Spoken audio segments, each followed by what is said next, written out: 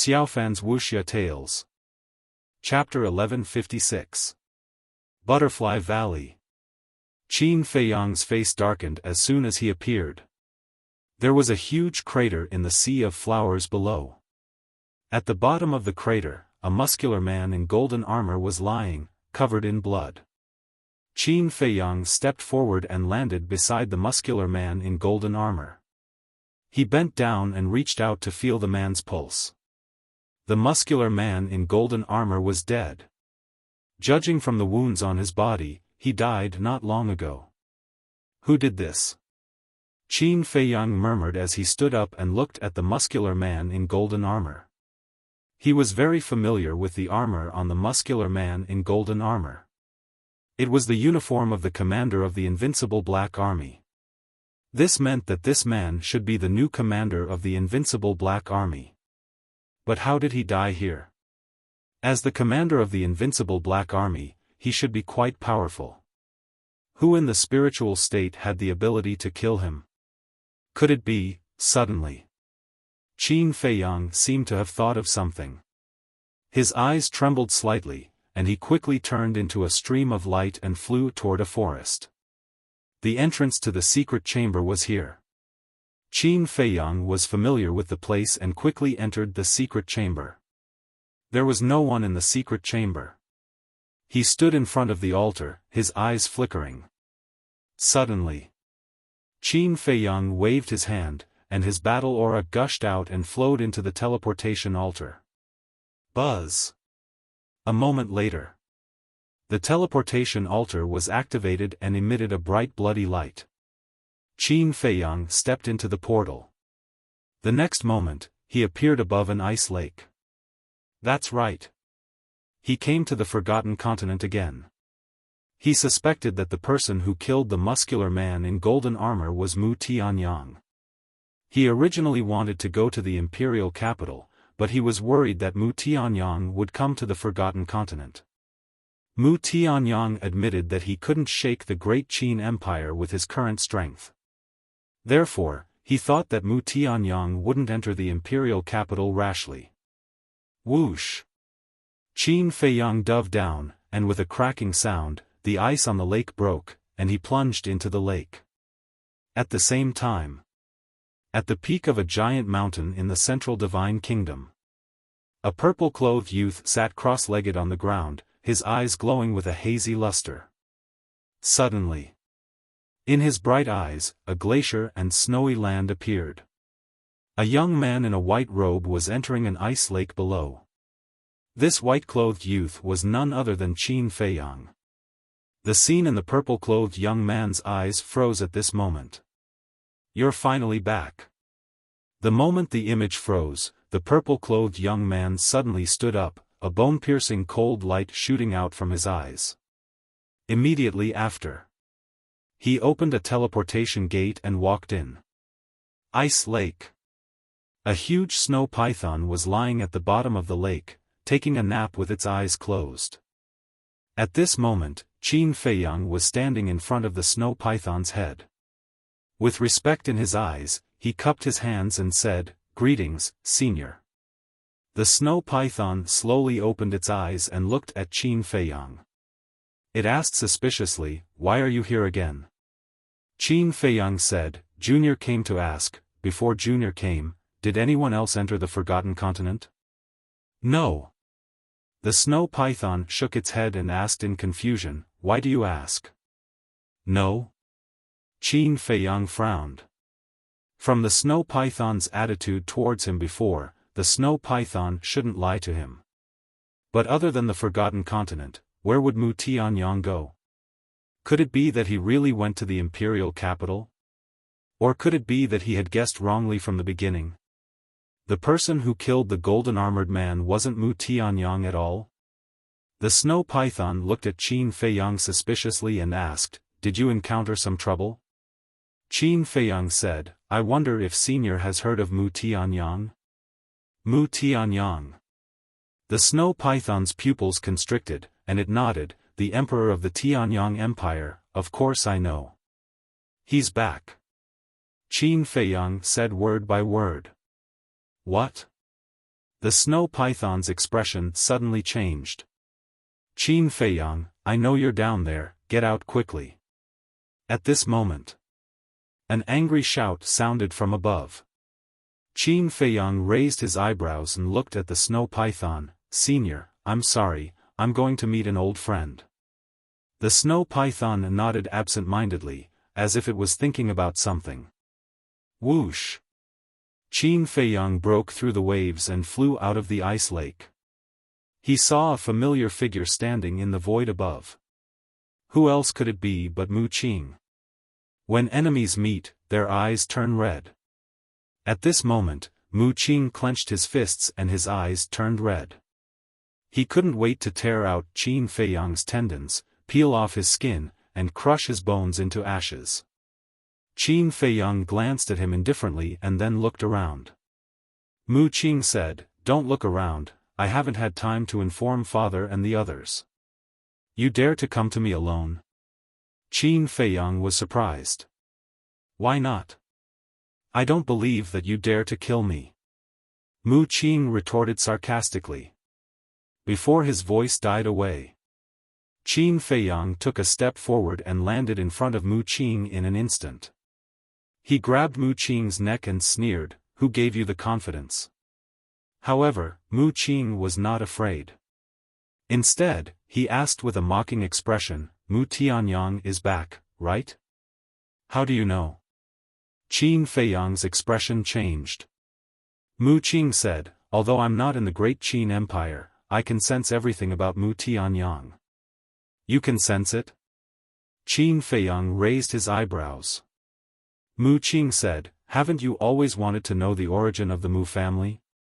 Now I'll tell you, the Mu family is the descendant of Mu Tianyang. Sure enough. Qin Feiyang's heart trembled. He had thought of this a long time ago. However, he did not dare to make a conclusion because he could not find any conclusive evidence. I know where my ancestor is now and what he's going to do next. If you kill me now, no one will tell you this. At that time, you'll be like a headless fly, running around the world without any harvest. Don't think of using the slave seal to control me.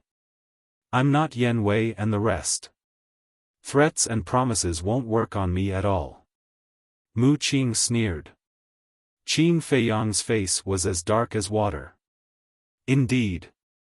If it was someone else, he had many ways to make the other party speak the truth. However, he was not confident about Mu Qing. Qin Feiyang said, What do you want? Divine crystals. And the space-time gate. Mu Qing said in a deep voice. Space-time gate? Qin Feiyang frowned. What did he mean? Wasn't the space-time gate in the hands of the Mu family? Why did he ask him for it now? Looking at Qin Feiyang's expression, the anger in Mu Qing's heart could not be suppressed. He shouted, Don't play dumb with me. Qin Feiyang said, Why should I play dumb? Tell me clearly. Mu Qing said in a deep voice, Do you remember that day when you escaped from the inland sea and wanted to return to the Great Qin Empire? My ancestor chased you here. I remember. Qin Feiyang nodded.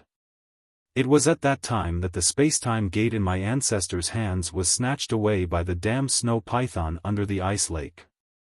You were there at that time, and you still say that you don't know? Mu Qing roared through voice transmission. Qin Feiyang was stunned. There was such a thing? This did exist, but because it happened after he left, he only knew about it now. Qin Feiyang asked, Is it the real space-time gate? What do you think? Mu Qing said angrily. If it was just the fake space-time gate, he would not be so anxious. Huh, Qin Feiyang laughed. This was really something to be happy about. Seeing Qin Feiyang laughing at his misfortune, Mu Qing's face became more and more ugly. Don't think about the space-time gate, because I don't have the ability to get it back from her. As for the divine crystal, it's not in my hands now. If you have the ability, go and ask the mysterious madam for it. Qin Feiyang said lightly. Mu Qing shouted, all of this happened because of you. Shouldn't you be responsible? Responsible? Are you kidding me? Qin Feiyang's face turned red. Wasn't this too funny? Such a smart and capable person actually said such a childish thing at this moment? It could also be seen how helpless Mu Qing was now. Suddenly, Qin Feiyang's eyes flashed, and he asked, did you just come from the Central Divine Kingdom? Mu Qing nodded instinctively. But as soon as he nodded, a strong sense of uneasiness rose in his heart. He looked at Qin Feiyang warily and said, what do you want to do? The space-time gate was stolen. Everyone in the Mu family must be very sad, right? So, the fake space-time gate on you can't be kept. Qin Feiyang said with a smile. Mu Qing's eyelids twitched, and he said in a deep voice, why? Haven't you heard of the saying that seeing an object hurts the feelings? Seeing the fake space-time gate, you will definitely remember the real space-time gate. So, why don't you give it to me? I promise you that I will cherish it. Qin Feiyang smiled mockingly and snatched Mu Qing's Qiankuan bag. Taking advantage of people's difficulties.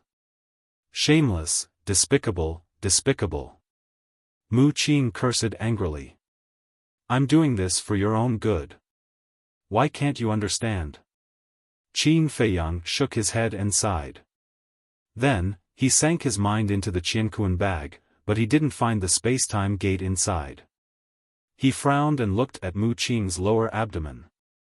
Although the fake space-time gate was only a divine artifact, in terms of practicality, it was not inferior to some divine artifacts. Such an important thing should be in Mu Qing's Sea of Qi. Looking at Qin Feiyang's fiery eyes, Mu Qing panicked. Puff! But Qin Feiyang didn't show any mercy. His big hand was like a blade, directly tearing the flesh on Mu Qing's lower abdomen. He reached into his Sea of Qi and grabbed the fake space-time gate. I won't let you have your way even if I die. Mu Qing was desperate and wanted to destroy the space-time gate. But would Qin Feiyang give him the chance? Obviously not. Battle Qi surged in his palm, instantly erasing the blood contract in the space-time gate. Then, he quickly dripped his blood to make it recognize him as its master. After successfully recognizing him as its master, Qin Feiyang sized up the space-time gate. Then, he looked at Mu Qing and said with a smile, you sent me a treasure from afar. How do you think I should thank you? These words were too sarcastic and infuriating. Mu Qing spat out a mouthful of old blood on the spot. Don't be like this. I'll definitely repay you well. Qin Feiyang smiled mockingly. With a wave of his hand, he sent Mu Qing to the ancient castle. He was worried that he couldn't find a bargaining chip to fight against the Mu family. He didn't expect Mu Qing to deliver himself to his doorstep.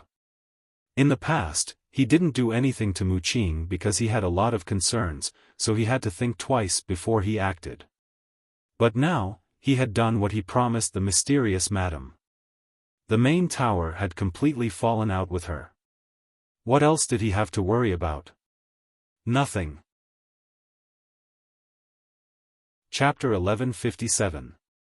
After putting away the space-time gate, Qin Feiyang took out the image crystal. Buzz. After a while, a familiar face appeared. It was Wang Zicheng. Yes, Wang Zicheng was about to bow. Qin Feiyang reached out and stopped him. Seeing this, Wang Zicheng looked suspicious. Wait a minute. After saying this, Qin Feiyang turned off the image crystal and entered the ancient castle. Immediately, he saw Mu Qing lying on the ground, wailing in agony. Her entire body was stained with blood. Fatso was wantonly torturing him. Seeing Qin Feiyang appear, Mu Qing immediately roared, Qin Feiyang, you let them do this to me. Aren't you afraid that after I escape, I will find someone to kill all of you? If you really had the ability, we wouldn't have escaped from the inland sea. Besides, now that you have fallen into our hands, do you still want to escape? Are you dreaming? Fatso said disdainfully. Mu Qing roared, that's because you are lucky. Good luck won't follow you all your life. Qin Feiyang glanced at him and said lightly, okay, knock him out. Okay. Fatso nodded and slapped Mu Qing on the back of his head. Mu Qing fainted on the spot. Qin Feiyang sent a message to Wang Zicheng again. So far, except for the mysterious lady and the other two, no one knew about his relationship with the 10 heroes of Qinghai. So now he couldn't let Mu Qing hear his conversation with Wang Zicheng. Because it was related to the lives of Wang Zicheng and others. If Mu Qing really escaped, he would definitely find ways to take revenge on him. Then Wang Zicheng and others would be doomed. Greetings, young master. After Wang Zicheng's virtual image appeared, he glanced at Fatso and others, and then reluctantly bowed to Qin Feiyang. Qin Feiyang didn't care. He asked with a smile, how are you recently? It's all right. Wang Zicheng nodded and asked, what about you? It's all right. Qin Feiyang smiled faintly.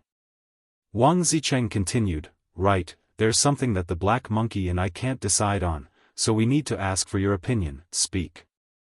Qin Feiyang said. Wang Zicheng said, some time ago, Gongsun Bei came to Qinghai to find us. Before Wang Zicheng could finish, Fatso frowned and asked, why is he looking for you? Wang Zicheng said, he wants us to join the main pagoda and become its disciples. What? Qin Feiyang and the others looked at each other. What the main tower values is nothing more than our talent and potential. They want to recruit us for their own use. To be precise, he wants to nurture us so that we can fight against you.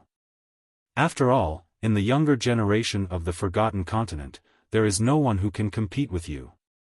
Wang Zicheng looked at Qin Feiyang and said. I see. Qin Feiyang suddenly understood and asked, then what do you think? Aren't you the one who calls the shots now? What else do we dare to think? Wang Zicheng pouted. Qin Feiyang shook his head and smiled, then lowered his head and pondered. After a while, his eyes flashed, and he looked up at Wang Zicheng and said, I agree that you all should join the main tower. What? Fatso and the others looked at Qin Feiyang in surprise. Qin Feiyang smiled and said, they want to help me nurture talents, of course I'm happy to do so. Understood. The Qinghai 10 heroes are all our people. The main tower nurtures them, which is the same as helping us nurture them. Boss, you're really treacherous. Fatso said with a sinister smile. Treacherous indeed. Wang Zicheng also had a look of disdain. Qin Feiyang shook his head and looked at Wang Zicheng, saying, since we're going to put on a show, let's go all the way. From now on, you have to treat me as an enemy. Got it. Wang Zicheng nodded. Also, about Dan Wangkai and Viper, if Gongsun Bei asks about them, just say that they're missing. Qin Feiyang said. Okay. Wang Zicheng nodded and asked, is there anything else? No, you all have to be careful. Qin Feiyang exhorted and then turned off the image crystal. Fatso looked at Yen Wei and the others lying on the side and said in a deep voice, Boss, we can't be so passive anymore. Never again. Mu Tianyang, the Mu family, the main tower, the great Qin Empire, this is a game. And from this moment on, I'm no longer a chess piece. I'm going to become a chess player in this game. Although I don't have the ability to compete with them now, sooner or later, I'll make them all surrender at my feet and tremble in fear. Qin Feiyang clenched his fists and his eyes emitted an aggressive light. Fatso and the others looked at each other and remained silent. However, those incomparably resolute gazes represented their undying hearts. Qin Feiyang looked at Yen Wei and the others and Wolf King, and said to Lu Hong, take care of them. When they wake up, inform me immediately. Lu Hong nodded. Qin Feiyang looked at Fatso and said, I must know Mu Tianyang's next plan, so no matter what method you use, you have to make Mu Qing speak for me. Understood. Fatso smiled coldly. Whoosh! Qin Feiyang flashed and left the castle. He found the snow python again and said, Senior, how much do you know about Mu Tianyang? More or less, I know a little about it. But regarding his matters, don't look for me. Because, as long as he doesn't enter the Forgotten Continent, I won't ask. The snow python said lightly. Understood, Junior will take his leave. Qin Feiyang bowed and saluted. Then, he opened the secret door. The snow python frowned and said, You're leaving just like that? Huh? Qin Feiyang looked at her puzzled. The snow python said, Leave the Mu family's boy here. This, Qin Feiyang was stunned. The snow python said, Last time when I wasn't paying attention, you took away Yen Wei, and I didn't pursue it. Now you want to take away the Mu family's boy, do you think I'm really easy to talk to? No, no. Qin Feiyang waved his hand again and again. Let me tell you, this time there is no discussion. If you don't hand him over, don't think about going back. The snow python released its aura, shook off Qin Feiyang, and then closed the secret door with a bang, and then used its huge body to block the door. This time Qin Feiyang was stunned. Looking at the snow python's attitude, he really didn't know what to do. Senior, this Mu Qing is very useful to Junior, can you be merciful and make an exception? After thinking for a while, he could only think of this method, coaxing and pestering. No. The snow python shook its head. Qin Feiyang helplessly said, Then what do you want me to do? The snow python angrily said, You still want to bribe me, don't you understand my words? Qin Feiyang smiled. The snow python frowned, Look at you, today you must take him away. In front of you, Junior doesn't dare to say this. Qin Feiyang rubbed his head and said with a smile, looking silly. Okay, okay. Don't put on an act. You can take him away, but leave your purple gold dragon blood. The snow python impatiently said. Purple gold dragon blood? Qin Feiyang was stunned, and said happily, No problem, it's a small matter. Then he waved his hand, and a battle chi boundary appeared, separating the lake water, and then he cut his finger. The snow python playfully said, I want more than one drop. You can have as much as you want. Qin Feiyang waved his hand indifferently. He had a forthright look on his face. Anyway, he had plenty of purple gold dragon blood in his body. Don't regret it. The snow python laughed, and a light flashed in front of it, and a crystal clear jade appeared. The jade was about the size of a bucket, and there was no flaw on it, as if it was made by nature. Seeing this jade, Qin Feiyang's eyes almost popped out. The snow python said, Fill it up. What? Qin Feiyang was dumbfounded and stammered, Senior, are you sure you're not joking? The snow python said, Do I look like I'm joking? But it's too big. Even if I drain all my blood, it won't be enough. Qin Feiyang put on a long face, feeling extremely wronged. The snow python said with a smile, It's okay, take your time. Anyway, I have plenty of time. Qin Feiyang cried. However, he had to take Mu Qing away. After all, the snow python in front of him was an existence that could even suppress a fake god. He gritted his teeth, took out the Chang Shui, and cut his wrist. The purple gold dragon blood immediately surged out. But in less than a tenth of it, he began to feel dizzy. He had no choice but to heal the wound on his wrist and enter the castle to refine the blood coagulation pill. Like the life blood pill, the blood coagulation pill could quickly restore the lost blood. And the effect of the blood coagulation pill was better than that of the life blood pill. In addition, it had 7 elixir veins. In less than an hour, Qin Feiyang's lost blood was restored. Time flew. When it was dark, the jadeware in front of him was finally full. Qin Feiyang healed his wound and looked at the big bucket full of purple-gold dragon blood.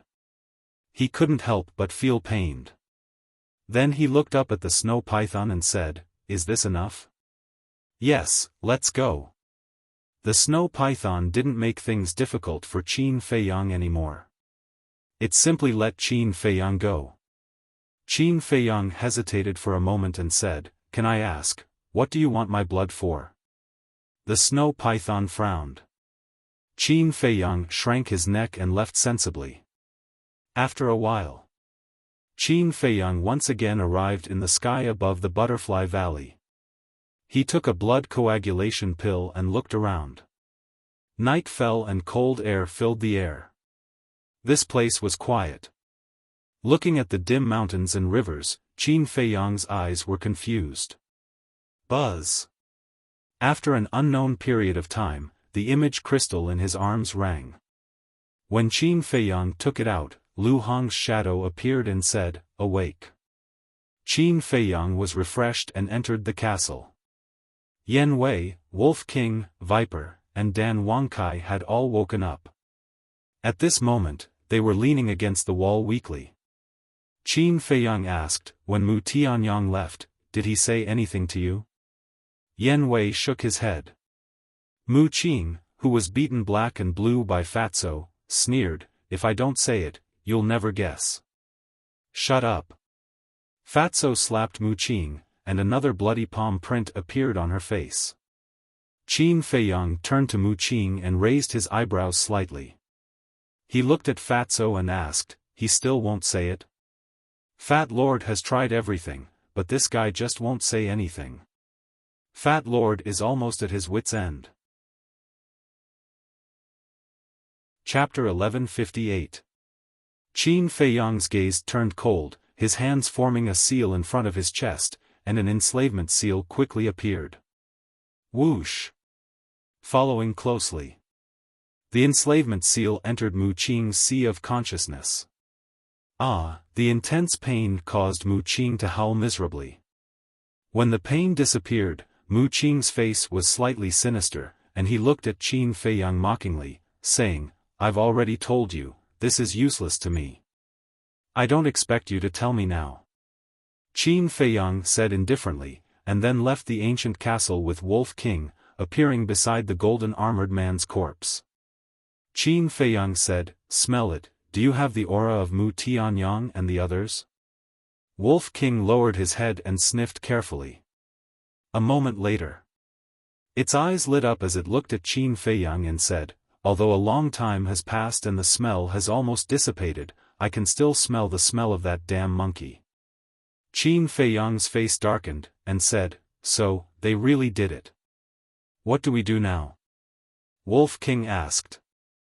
Qin Feiyang said, "They didn't go to the Forgotten Continent, so they should have gone to the imperial capital."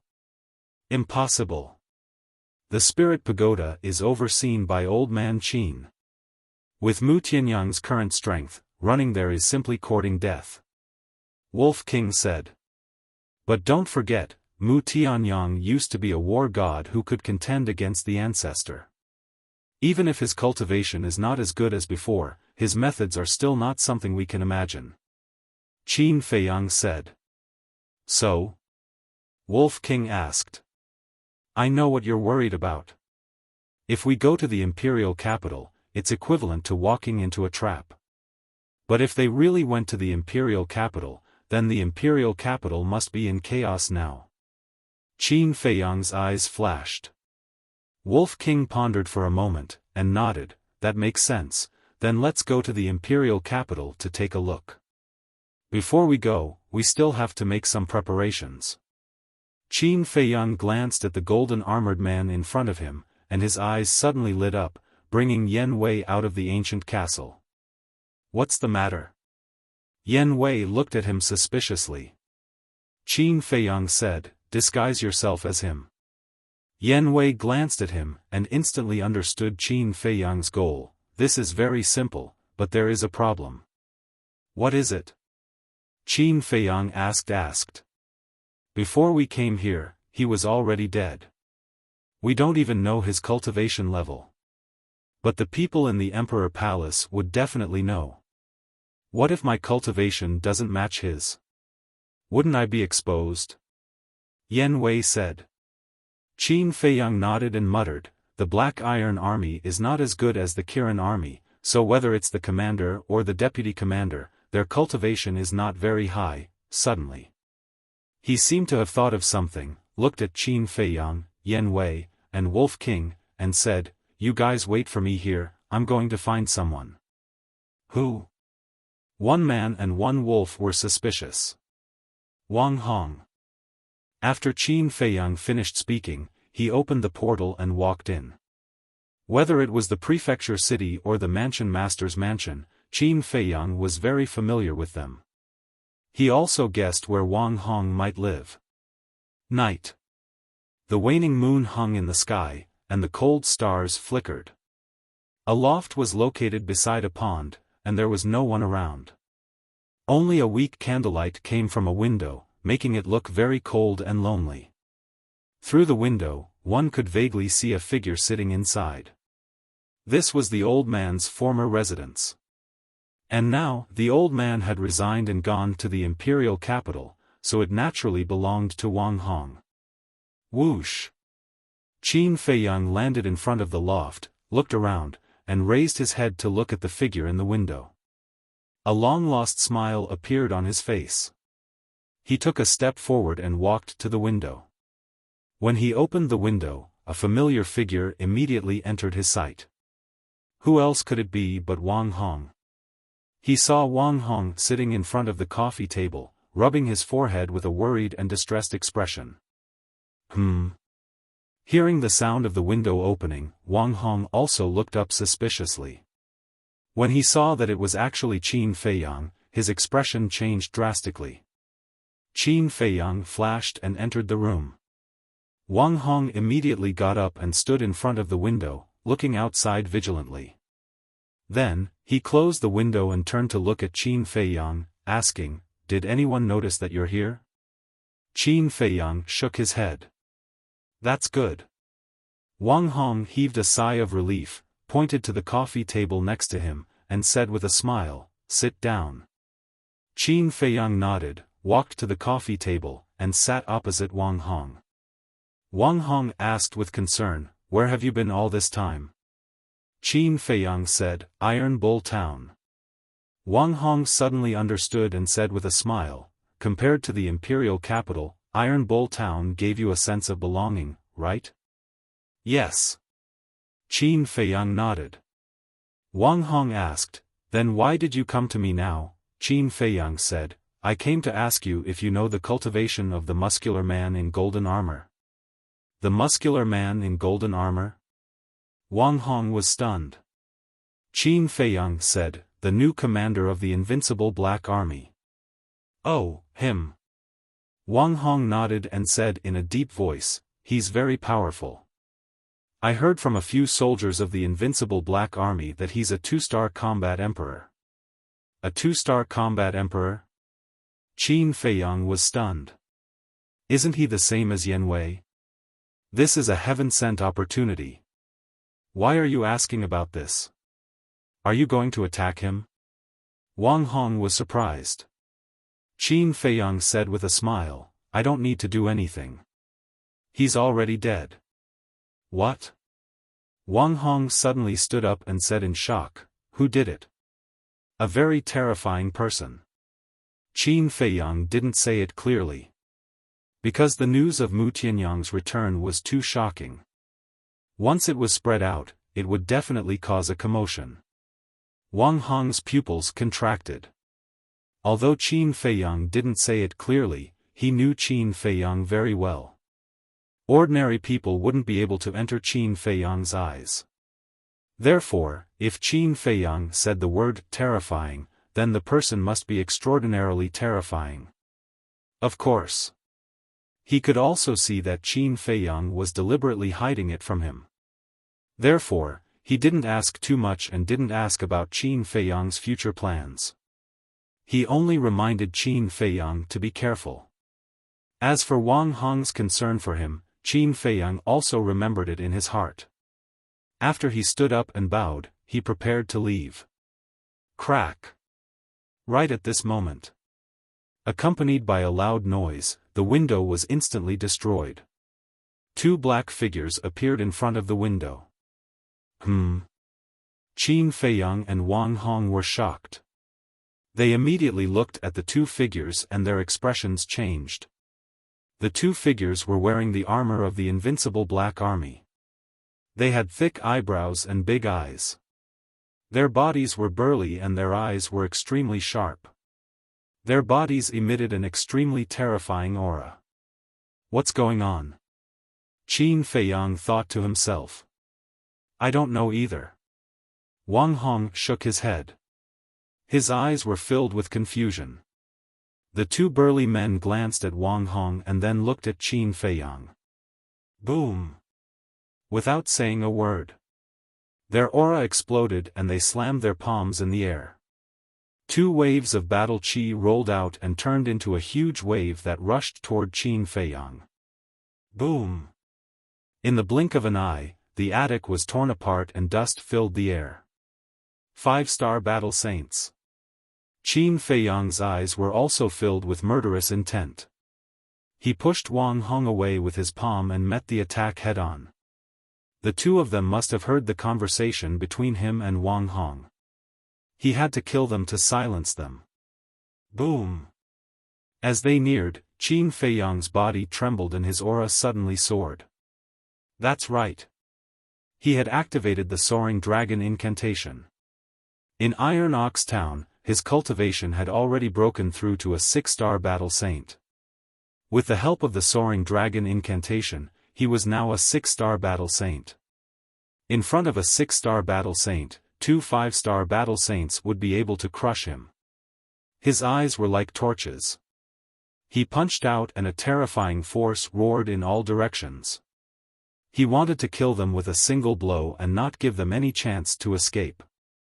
At this moment, the void shook and the earth trembled. The surging battle chi vanished in an instant. Puff! The two burly men spat out a mouthful of blood at the same time. Their faces were filled with horror. None of them expected that in such a short period of time, Qin Feiyang's strength had already reached such a level. Roar! Clang! The two of them activated their fighting souls without hesitation. One of their fighting souls was a huge black panther. Its body was covered in black flames and it exuded an extremely terrifying aura. The other person's fighting soul was a huge axe. It was dozens of feet long and looked as if it was cast from lava. Its entire body was covered in flames and its sharpness was shocking. Feiyang, we can't continue fighting here. The city will be destroyed. Wang Hong's face turned pale. This was the first time he had witnessed a battle between battle saints. What was even more unexpected was that the young and inexperienced fellow from back then had already become so strong.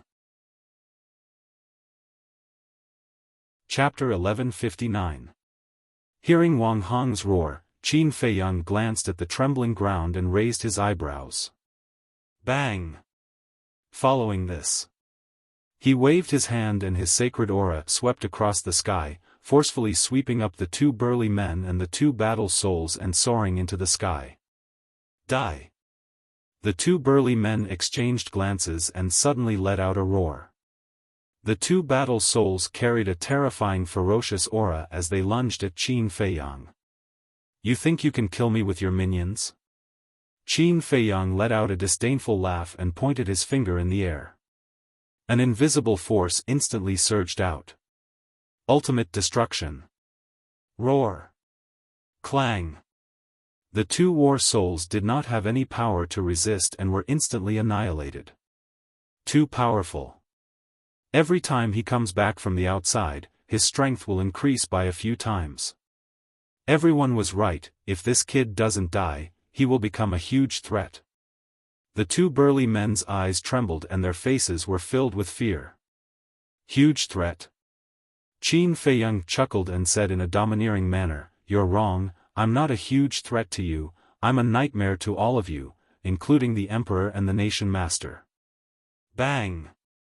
After saying this, he pointed his index finger in the air and an invisible force surged like a giant python with its mouth wide open, swallowing the two men. Ah! Following two shrill cries of agony, the two burly men died on the spot, their blood splattering across the sky. What's going on? Such a terrifying shockwave. Who's causing trouble in the mansion of the patriarch? Although the battle was brief, the people of the various districts were startled. Everyone stood in the sky above the city and glanced at the mansion of the patriarch with the help of the hazy moonlight. Even the people of the various districts were startled, and the guards of the mansion were no exception. They all rushed toward the scene with a murderous aura. Phew! Meanwhile, seeing the two burly men being killed, Wang Hong let out a sigh of relief and yelled, "The shockwave from the battle was caused by me sparring with an old friend, so please don't panic, return to your posts and do what you're supposed to do." His voice echoed in the sky above the city like a bell. So it's the manor lord sparring with someone. You really gave me a fright. It's fine, it's fine. Let's disperse. Everyone suddenly understood. In the meantime, Qin Feiyang also withdrew his aura and landed in front of Wang Hong. He cupped his hands and said, "It's not good to stay here for long. I'll take my leave first." Yes. Wang Hong nodded. Qin Feiyang opened a portal. However, at this moment, a terrifying pressure pounced over. Not only did it shatter the teleportation door, but it also firmly imprisoned Qin Feiyang and Wang Hong in the void. There's someone else? Qin Feiyang and Shi Guang turned pale with fright. Sparring again?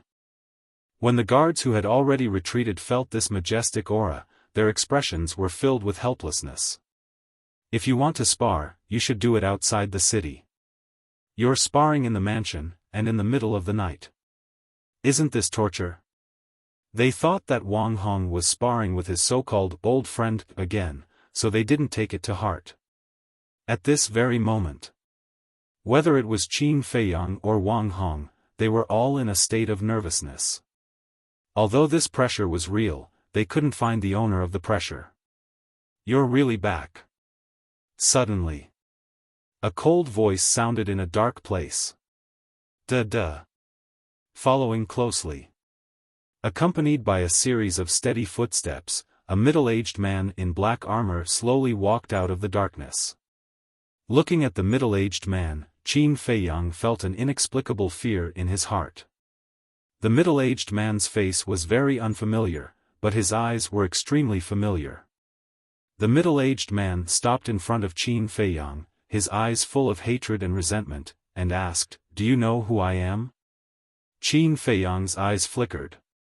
The middle-aged man smiled sinisterly, took out a facial restoration pill and threw it into his mouth. At the same time, a divine aura emerged from his body. With a loud clang, the middle-aged man's armor shattered, revealing a white robe. Divine aura, it's actually divine aura. Qin Feiyang's body and mind trembled. He had already guessed the true identity of the person in front of him. At the same time, under the effect of the facial restoration pill, the middle-aged man's figure and appearance were constantly changing. Soon, an old man, a familiar face, appeared in Qin Feiyang's line of sight. Imperial Tutor. Qin Feiyang's face was pale. He never thought that the Imperial Tutor would be lying in ambush here. Wang Hong secretly said, "Feiyang, believe me, I didn't betray you. Don't worry, I never doubted you." Qin Feiyang comforted him. The Imperial Tutor glanced at Wang Hong, looked at Qin Feiyang, and laughed. "Are you very surprised?" Qin Feiyang was silent. Now, he couldn't speak either. Because of the Imperial Tutor's pressure, he was firmly imprisoned. Even breathing was difficult, let alone speaking. A few days ago, when I learned that the invincible Black Army guarding the Butterfly Valley were all killed, the first person I thought of was you. But I wasn't sure so I disguised myself as an ordinary Invincible Black Army soldier and followed the commander of the Invincible Black Army to the spiritual state to spy on Wang Hong. Although Wang Hong said that he had cut ties with you, I know that he is still loyal to you. If you really came back, you would definitely come to him sooner or later. Just as I expected, you came." The imperial tutor laughed. Qin Feiyang's face was gloomy. This old man was indeed a cunning old fox. The imperial tutor continued, "I just heard you say that the new commander of the Invincible Black Army was killed. I'm curious, other than you, who else would have the guts to do so?" Qin Feiyang looked at him gloomily. "Oh right, I forgot, you can't speak now." The imperial tutor laughed and slightly restrained his aura. Qin Feiyang's body became light, and he immediately gasped for breath. However, the imperial tutor was still worried. Qin Feiyang had too many tricks up his sleeves. If he was careless, he could escape. Therefore, he took Wang Hong hostage. He waved his hand, and Wang Hong flew to him uncontrollably. The imperial tutor looked at Qin Feiyang and laughed, "If you dare to play tricks, don't blame me for being merciless." Qin Feiyang took a deep breath and stared at the imperial tutor with a vicious expression. The imperial tutor didn't care at all and said lightly, "Now tell me, what kind of terrifying person dared to kill my men?" "Your men." Qin Feiyang raised his eyebrows. "That's right. That new commander of the Invincible Black Army is a confidant that I trained," the imperial tutor said. Qin Feiyang said in a deep voice, "I didn't expect you to form a clique for your personal gain. What are you up to? I'm the one asking you questions." The imperial tutor grabbed Wang Hong's neck and said coldly.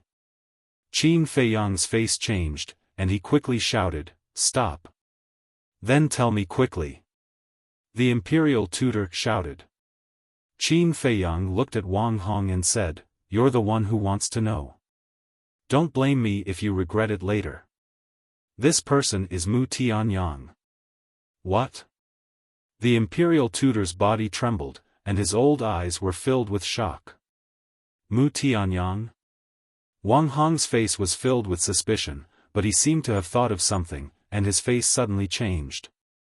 "Are you regretting knowing the truth now?" Qin Feiyang looked at the imperial tutor and sneered.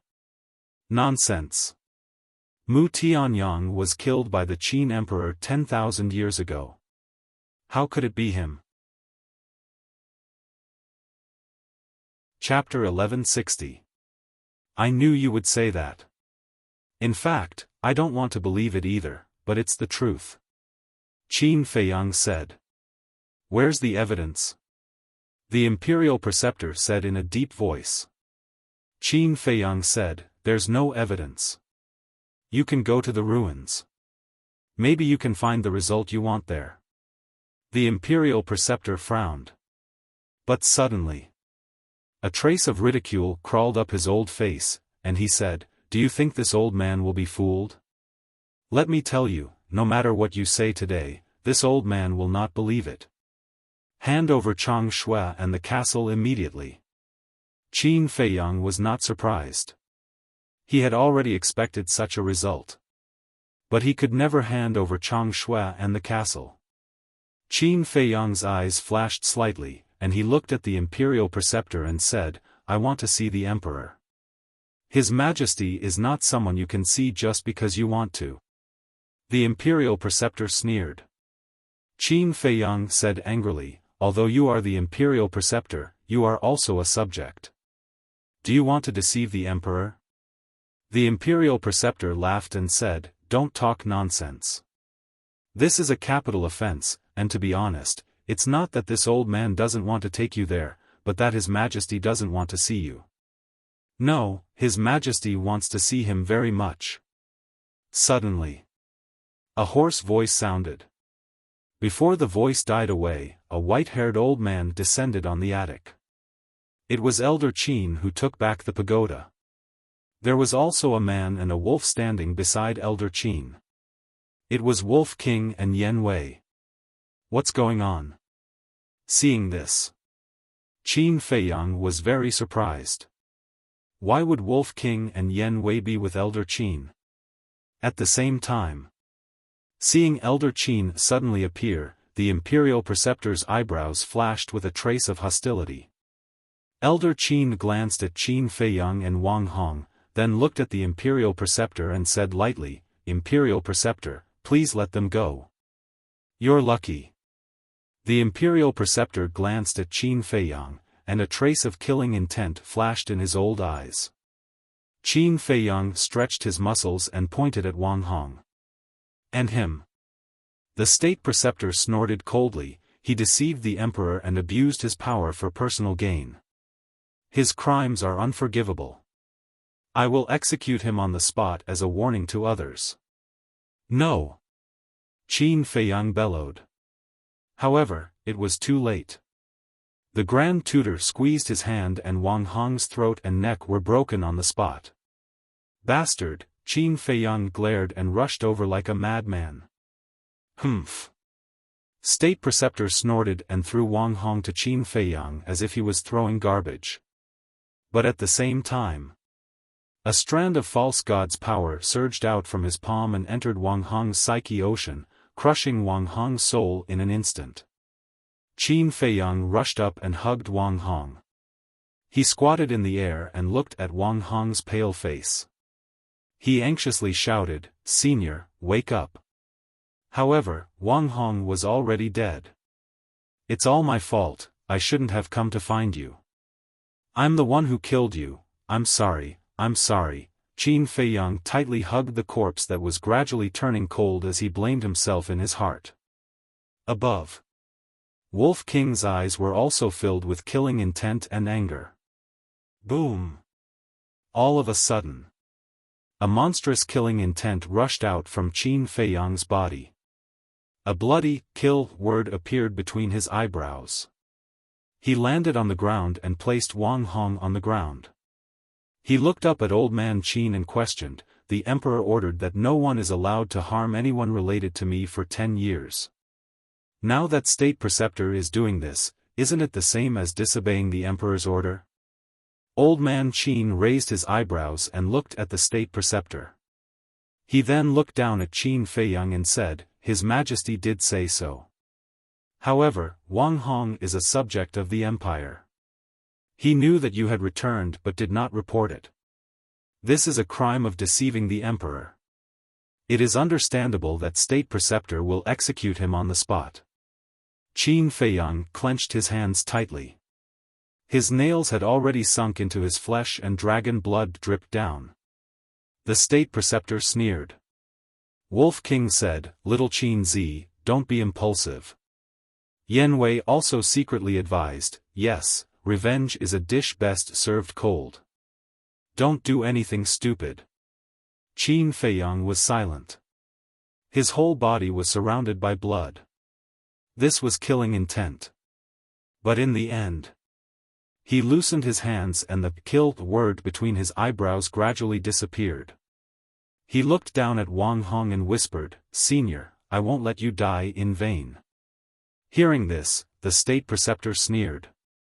"Let's go," Old Man Qin urged. Qin Feiyang waved his hand. Accompanied by a loud noise, a deep pit appeared on the ground.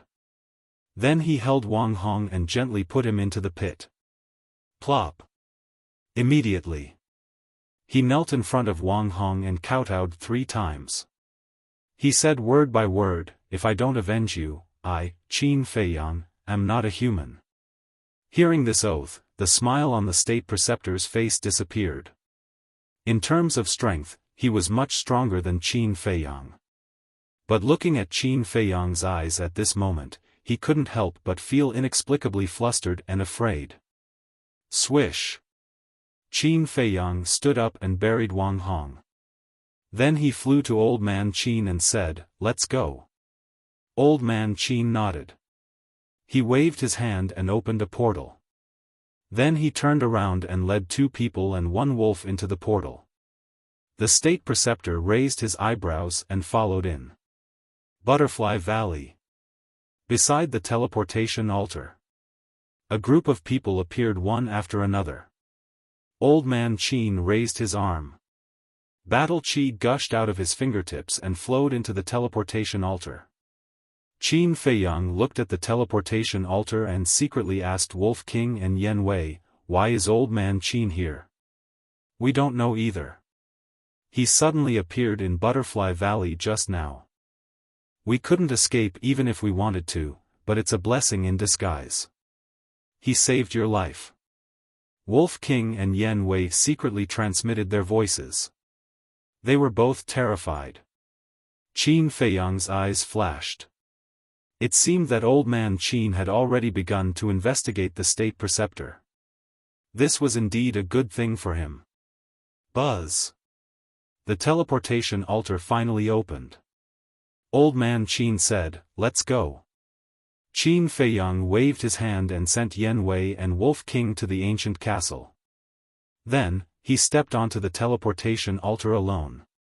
To this, Old Man Qin only frowned and didn't say anything. Pagoda. Qin Feiyang, Old Man Qin, and the state preceptor appeared one after another. Next, Qin Feiyang followed behind the two of them. Walking out of the pagoda, he scanned the familiar mountain range in front of him. Although stepping into the imperial capital was equivalent to entering a cage, at this moment, he was fearless. Old Man Qin turned to look at the state preceptor and smiled. State preceptor must be tired from running around in the spiritual state. It must be very tiring. Please go back and rest. Obviously, he was sending the state preceptor away. The state preceptor said indifferently, "Qin Feiyang is a felon. I must personally escort him to His Majesty." State preceptor is really considerate. Old Man Qin chuckled and opened the teleportation gate. He retreated to the side and stretched out his hand. "State preceptor, please." The state preceptor glanced at him coldly and stepped into the teleportation gate. Qin Feiyang was about to follow in. But suddenly, Old Man Qin grabbed him and shook his head. "This teleportation gate isn't the one that leads to Bright Sky Palace." Qin Feiyang was suspicious. "It's better to be wary of some people," Old Man Qin said meaningfully. He opened another teleportation gate and led Qin Feiyang in. Outside the imperial city, in the sky above a certain mountain, an old man in white appeared out of thin air. It was the state preceptor. Looking at the mountains and rivers below, the state preceptor was stunned. Wasn't he going to see His Majesty? Why was he here? Damn it! The next moment, he realized that he had been tricked and hurriedly turned around. As expected, there was no trace of Qin Feiyang and Old Man Qin. "Old dog Qin, how dare you trick me? I'm not done with you today," he was furious. He opened the teleportation gate again and rushed in like lightning. At the same time, Bright Sky Palace. This palace that was once destroyed by Qin Feiyang was not abandoned because of this. Instead, it was more glorious and imposing than before. In a pavilion, a child who looked like a porcelain doll was holding an ancient scroll and reciting a poem that he wasn't familiar with. Beside him, a middle-aged couple sat side by side, looking at the child with a gratified smile on their faces. Swish! Suddenly, the void shook and two figures appeared in the pavilion. It was Qin Feiyang and Old Man Qin. "Greetings, Your Majesty, Empress, and Little Prince." Old Man Qin bowed. That's right. The three people in the pavilion were the current Emperor, Empress, and Little Prince Qin Haotian. The arrival of Qin Feiyang and Old Man Qin also interrupted the little prince's recitation. He raised his head, revealing a childish face, looking at Qin Feiyang and Old Man Qin. Brother, at a glance, he recognized Qin Feiyang. He immediately put down the ancient scroll in his hand and ran towards Qin Feiyang. Seeing this, The Empress's expression changed. She hurriedly got up, hugged the little prince, and hid behind the emperor as if she had seen a devil. At the same time, the emperor also raised his head to look at Qin Feiyang, frowning slightly. Qin Feiyang said coldly, "Old man Qin, it seems that he doesn't want to see me." Old man Qin smiled bitterly, "His Majesty actually didn't know that you were coming. The reason why I said this is because I want to save you from the imperial preceptor." "Save?" Qin Feiyang sneered. The emperor waved to the empress and little prince, "You guys go back first." The empress had been waiting for this sentence. As soon as she heard the emperor's words, she immediately carried the little prince and ran to the palace not far away. It was as if, in her eyes, Qin Feiyang was a demon that ate people without spitting out their bones. However, the little prince was a little unwilling. He kept shouting that he wanted to play with his brother. But the empress would definitely not listen to him. The scene when the little prince fell into Qin Feiyang's hands last time was still vivid in her mind. After entering the palace, she not only closed the door tightly, but also asked the guards outside to guard strictly, not allowing Qin Feiyang to take half a step in. The emperor looked at Qin Feiyang and said, "Even the mother of a country is so afraid of you. Do you feel a sense of accomplishment?" "I just feel sad," Qin Feiyang said lightly. "You?" the emperor asked. "What's sad about me?" "The sad person I'm talking about is you.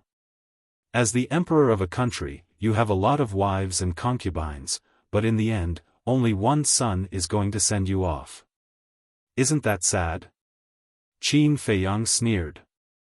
The emperor frowned and snorted coldly, "Even if I only have one son, I don't need you to pity him." "Pity you?"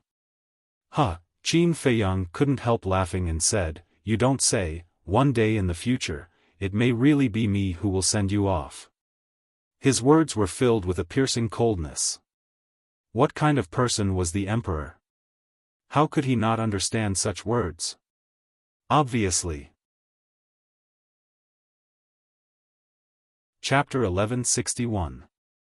The emperor's face was as dark as water. "Can't we sit down peacefully and have a good talk?" he asked. "That will never happen." Qin Feiyang shook his head. Old man Qin couldn't help but sigh as he watched the father and son arguing with each other. The emperor also lost his patience and said, "Then tell me, what is your purpose in coming to me? If it's for your mother, then don't say it. There's no room for negotiation." Qin Feiyang's eyes flashed fiercely. "I'm here to tell you that Mu Tianyang is back." "What?" The emperor's face changed. Old man Qin was also surprised. He stared at Qin Feiyang and asked, "Is this true?" Qin Feiyang said, "It's up to you to believe it or not." The emperor looked at Qin Feiyang and suddenly said, "Shouldn't you hate me for what I did to you? Why are you here to tell me this news?" Qin Feiyang said, "I'm doing this for the people of the world, not for you." "The people of the world," the emperor muttered to himself as if he was thinking of something in the past. There was a complicated expression in his eyes. After a while, the emperor looked at Qin Feiyang and shook his head. "You're really like the ancestor. Unfortunately, you're not the ancestor." The ancestor he was talking about was the first emperor of the Great Qin Empire, the Qin Emperor. The ancestor created a huge empire and left countless legends and miracles. Of course, I can't compare to the ancestor. But in this world, everyone has the right to talk about me except you. Do you understand?" Qin Feiyang shouted in a stern voice. Old man Qin frowned. "No matter what, he's your father. You shouldn't talk about him like that." "Father?"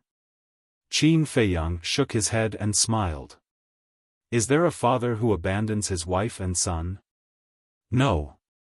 Besides, I've already returned the bloodline power he gave me. What else can't I say?" The emperor couldn't help but clench his fists. Obviously, He was furious.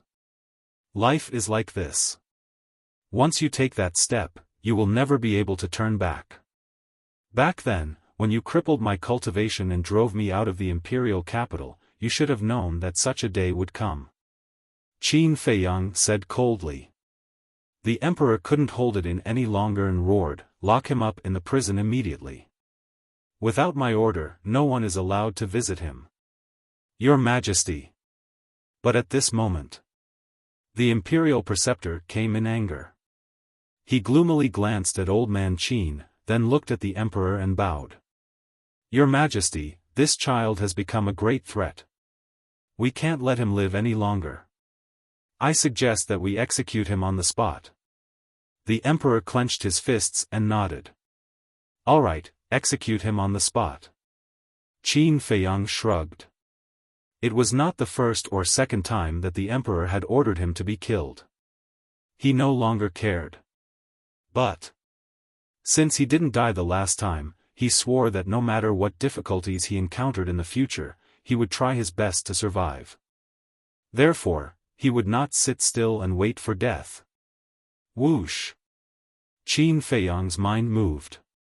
He activated the concealment technique and turned around to use phantom steps. Without looking back, he escaped into the air. "You think you'll be fine if you hide in the castle?" The imperial preceptor sneered. His divine sense emerged and rushed towards the place where Qin Feiyang disappeared. Why isn't there?" The imperial preceptor was dumbfounded. He thought that Qin Feiyang had hidden in the castle, but when he used his divine sense to scan, he didn't find the castle at all. No? Old man Qin and the emperor looked at each other. Old man Qin also immediately released his divine sense to search for the place where Qin Feiyang disappeared. A moment later, his gaze trembled slightly. He raised his head to look at the emperor and shook his head. "There really isn't." The emperor said, "Impossible, everyone knows that the castle can't be moved. He must be here." Old man Qin was surprised. Could it be that his castle can be moved? "Do you think that other than the castle, I don't have any other means to save my life? Today is different from the past. In these years in the Forgotten Continent, I've obtained far more than you can imagine. Just wait, the good show is yet to come." Suddenly, Qin Feiyang's cold voice came from afar. "What? He's already escaped so far?" The three of them hurriedly raised their heads and looked in the direction of the voice. Their eyes were filled with disbelief. "Not good. The direction of the voice is the throne room." The emperor's expression changed. Boom! Before he finished speaking, a deafening loud noise sounded in the throne room. "This is only the interest. In the future, I'll make you pay back double." Qin Feiyang's voice sounded again. The emperor hurriedly rose into the air and swept over the throne room like lightning. Immediately, he was so angry that his whole body trembled. Below them, the originally dazzling throne room had already turned into a pile of ruins. The throne room was the place where every generation of emperor ascended the throne. It was the place where civil and military officials met the emperor. It was the most sacred place in the imperial palace. It could be said that the throne room represented the imperial power and the emperor's prestige. However, at this moment, Qin Feiyang actually destroyed the throne room in such a grand manner. This could no longer be described as offensive. This was blasphemy. This was rebellion. This was a challenge to the emperor's authority. "Your Majesty, did you see that? This is Qin Feiyang's character. He doesn't care about his relatives and is ruthless. If we don't get rid of him as soon as possible, next time he will not only destroy the throne room, but the entire imperial palace, including you and me." The Grand Master rushed over and immediately roared when he saw this scene. Old Qin glanced at the Grand Master and lowered his head to scan the ruins below. His old face was full of displeasure. Boom! The next moment, Two divine wills emerged, covering the sky and covering the earth in all directions. Your Majesty, what's going on? Who is so bold to destroy the throne room? Whoosh! Figures broke through the air and flew over. There were the commanders of the Kirin army. There were the deputy commanders of the Kirin army. There were the deputy commanders of the invincible Black Army. There were also the chief eunuch and the princesses and concubines. Looking at the throne room that had been razed to the ground, all of their faces were filled with bewilderment. Qin Feiyang. The Grand Master said each word with a murderous aura. It's him. Heard it. Everyone's face changed color. Even some timid people were so scared that their faces turned pale. Old Qin retracted his divine thoughts and looked at the Emperor. Your Majesty, we can't find him. It seems that he has escaped. As long as he enters the imperial capital, he has nowhere to run. All deputy commanders, listen to my order. The Emperor shouted. Yes, Your Majesty. Whether it was the deputy commanders of the Kirin army or the invincible Black Army, they all knelt in the void. The Emperor said, track him down immediately. Even if you have to turn the imperial capital upside down, find him for me. It could be seen that this time, he was really angry. Yes, Your Majesty. The group of deputy commanders responded respectfully, then turned around and flew into the sky. Commander of the Kirin army. The Emperor shouted again. Yes, Your Majesty. The commander of the Kirin army bowed and said. His mother is in the Violet Palace. He will definitely find a way to see her. Immediately go to the Violet Palace and guard it. As long as you see him, kill him without mercy. In addition, issue a bounty. Anyone who provides the whereabouts of Qin Feiyang will be rewarded with a sacred artifact and 3 chances to enter the Imperial Palace's martial arts treasury. And the one who takes the head of Qin Feiyang will be conferred the title of Marquis. The Emperor shouted angrily. His voice was like thunder, piercing through the clouds. Conferred the title of Marquis. The commander of the Kirin army trembled both physically and mentally. Since the establishment of the Great Qin Empire, other than the 100 Marquis that were personally conferred by the first emperor, there had never been a new Marquis. Of course. The successive emperors also had the idea of conferring the title of Marquis. But the successive emperors also had concerns. And this concern was the current 100 Marquis. If others were to be conferred the title of Marquis, then the current 100 Marquis would definitely have objections. After all, the ancestors of these Marquis were the founding fathers who followed the first emperor to conquer the world. In other words, they were all descendants of meritorious officials. If others were to be on equal footing with them, they would not be happy. So after 10,000 years, there had never been a new Marquis. But who would have thought that at this moment, in order to hunt down Qin Feiyang, the emperor would actually issue such a decree? This was enough to show that the emperor was not joking this time. He was going to be serious. Seeing the commander of the Kirin army not moving, the emperor angrily shouted, "What are you standing there for? Hurry up and go." The commander of the Kirin army knelt in the air and shouted, "Your Majesty, the title of Marquis is not a small matter. Your Majesty, please reconsider." The emperor said, "I have made up my mind." Your Majesty, the commander of the Kirin army still wanted to say something.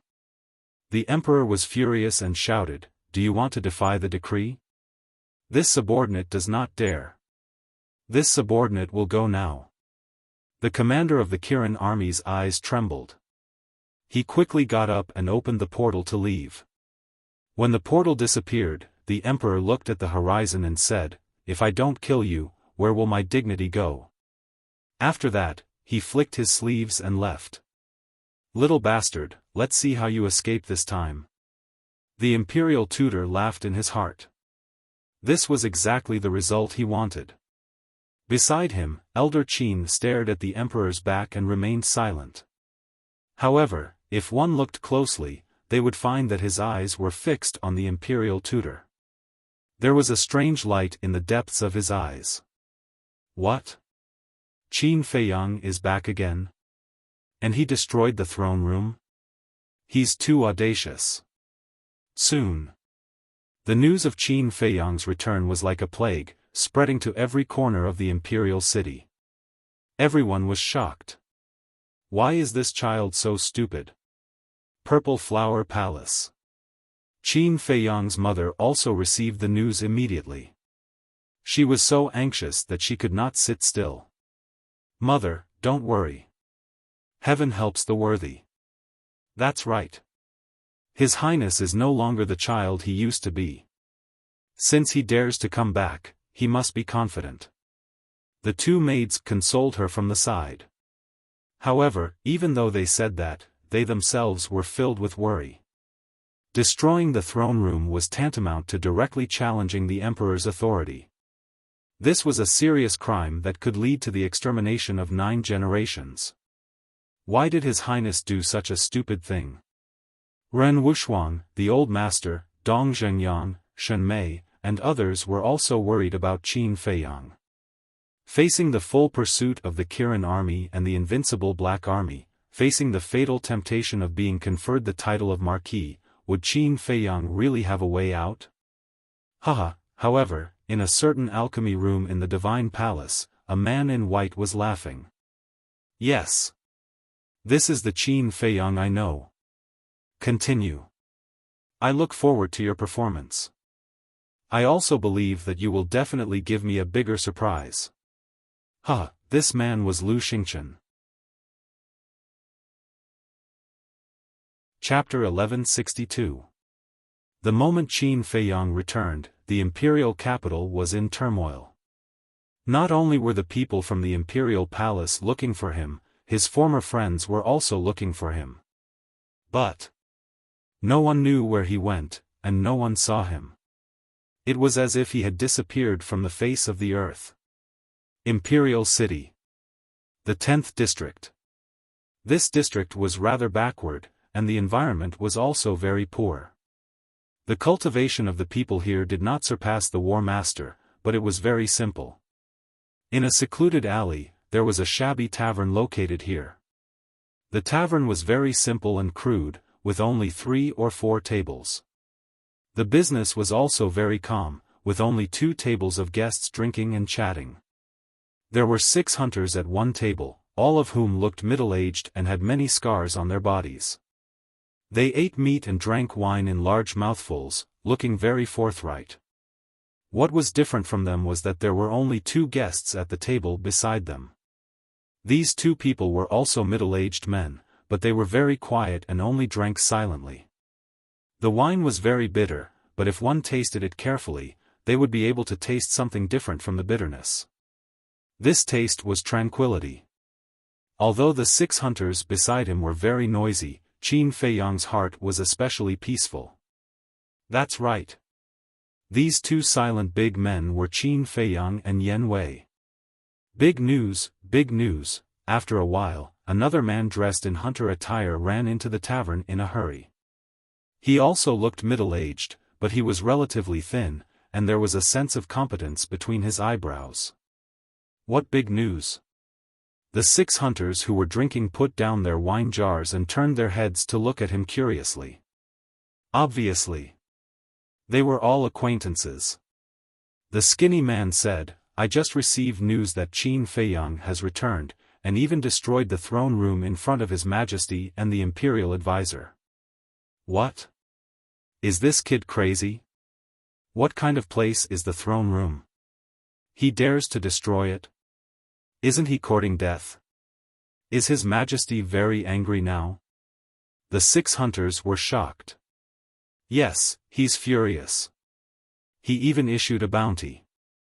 Anyone who sees Qin Feiyang will be rewarded with a sacred artifact and free entry into the Imperial Palace's martial arts treasury 3 times. If you can take Qin Feiyang's head, you will be conferred the title of Marquis. The skinny man said, his eyes filled with desire. Conferred Marquis. The 6 hunters were dumbfounded. The tavern owner and waiter were also dumbfounded. Crack. But at the same time, the sound of a wine glass breaking could be heard. The skinny man and the others all looked at Qin Feiyang, only to see that the wine cup in Qin Feiyang's hand had already shattered into pieces. Yan Wei hurriedly got up and smiled apologetically. "I'm sorry. My brother has suffered some setbacks recently and is in a bad mood. We will compensate according to the price later." When the tavern owner heard this, he waved his hand and said with a smile, "It's fine, it's fine. It's just a wine cup. Give him another one." The waiter next to him nodded and took out a new wine glass. He brought it to Qin Feiyang and comforted him, "Big brother, there's nothing you can't overcome in this world. Take it easy." "Thank you." Qin Feiyang also realized that he had lost his composure. He looked up at the waiter and smiled. "I'm fine. Although you are all unfamiliar faces, it's fate that brought you together. If you want to drink in the future, feel free to come here. Although our tavern is small and crude, as long as you name a dish, we can make it for you. The most important person is that we have a lot of human kindness here." The waiter smiled. "Human kindness." Qin Feiyang whispered and looked at the waiter with a smile. "If there's a chance, I'll definitely come here often." "Alright, you guys continue." The waiter smiled and ran away. The hunters talked about the conferred marquis again. The tavern owner and the waiter also chimed in from time to time. Yan Wei glanced at them and picked up the wine jug. While pouring wine for Qin Feiyang, he asked through voice transmission, "What does conferred marquis mean?" Qin Feiyang raised his wine cup and drained it in one gulp. He secretly explained, "The Grand Qin Empire has a total of 100 martial marquises, and every single martial marquis possesses extraordinary power and status." Yan Wei curiously asked, "Then how high is their status?" Qin Feiyang said, "According to the words of the mortal world, below one person and above all others." Yan Wei's body stiffened. In order to hunt down Qin Feiyang, the emperor actually gave out such conditions. No wonder Qin Feiyang lost his composure. Yan Wei raised his wine cup and smiled, "Come, today I'll accompany you until we're drunk." He was a rough person and didn't know how to comfort Qin Feiyang. So he could only accompany Qin Feiyang to drink to his heart's content. Qin Feiyang glanced at him and shook his head, "This blow is nothing to me. And now is not the time to get drunk. Are you really okay?" Yan Wei looked at him doubtfully. Qin Feiyang laughed, "Do I look like a weak person to you?" Yan Wei looked at him seriously for a moment and shook his head with a smile, "You don't. Then that's incredible. The question I'm thinking about now is, where did Mu Tianyang go?" Qin Feiyang drank his wine and frowned. Yan Wei pondered for a moment and thought, could this be a pretense? Qin Feiyang was stunned and asked telepathically, "What do you mean?" "What I mean is, he might have guessed that we would follow him, so he deliberately went to Butterfly Valley and left some clues, making us mistakenly think that he went to the Forgotten Continent and the imperial capital. And in reality, he might still be in the spiritual state." Yan Wei thought to himself. Qin Feiyang's eyes lit up. Why didn't he think of that? As the previous emperor, Mu Tianyang was wise and astute, so he definitely wouldn't let others easily grasp his whereabouts. Perhaps, this really was a pretense. Buzz. At this moment, the image crystal in Qin Feiyang's arms rang. Qin Feiyang frowned. Who would send him a message at this time? Now that he was in the imperial capital, the people of the 9 continents and the Forgotten Continent couldn't send him a message. It could only be someone in the imperial capital. And although in the imperial capital, anyone who had established a contract bridge with him had a close relationship with him, at this time, he had to be cautious. So he was hesitating. Phew. After pondering for a while, Qin Feiyang took a deep breath, took out a dozen gold coins, put them on the table, and was about to get up and leave. But the conversation between the hunters, the tavern owner, and the waiter piqued his interest. The waiter asked, "Do you think Qin Feiyang will be caught this time?" For a moment, the tavern owner and the hunters fell silent. Qin Feiyang didn't pay any attention to the trembling image crystal. He looked at them with great interest. A moment later, the tavern owner shook his head and said, "Actually, it's obvious that the people of the Imperial Palace won't be able to catch him."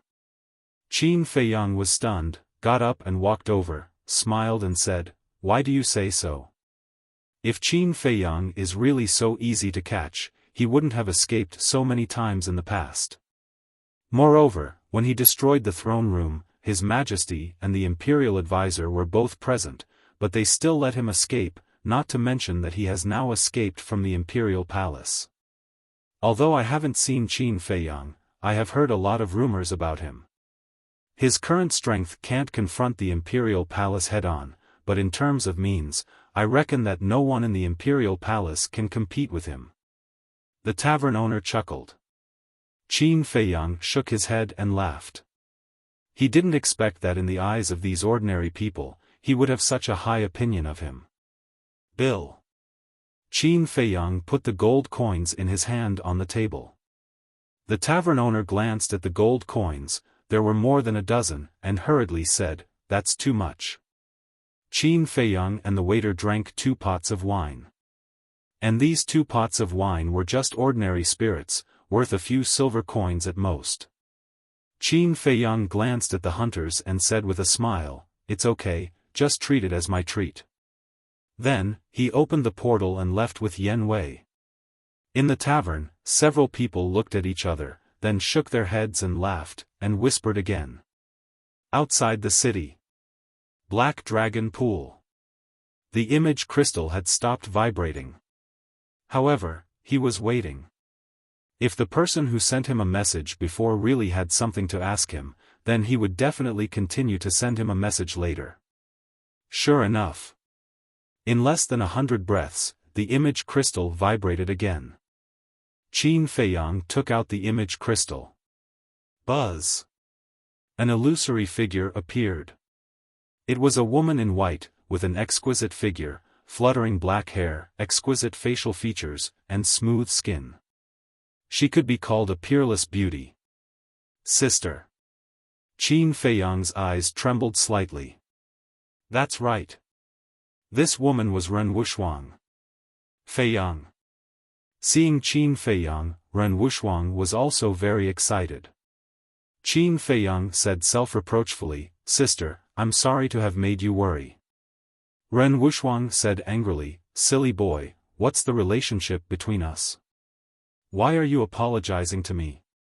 Qin Feiyang felt warm in his heart and asked, "How is the old man now?"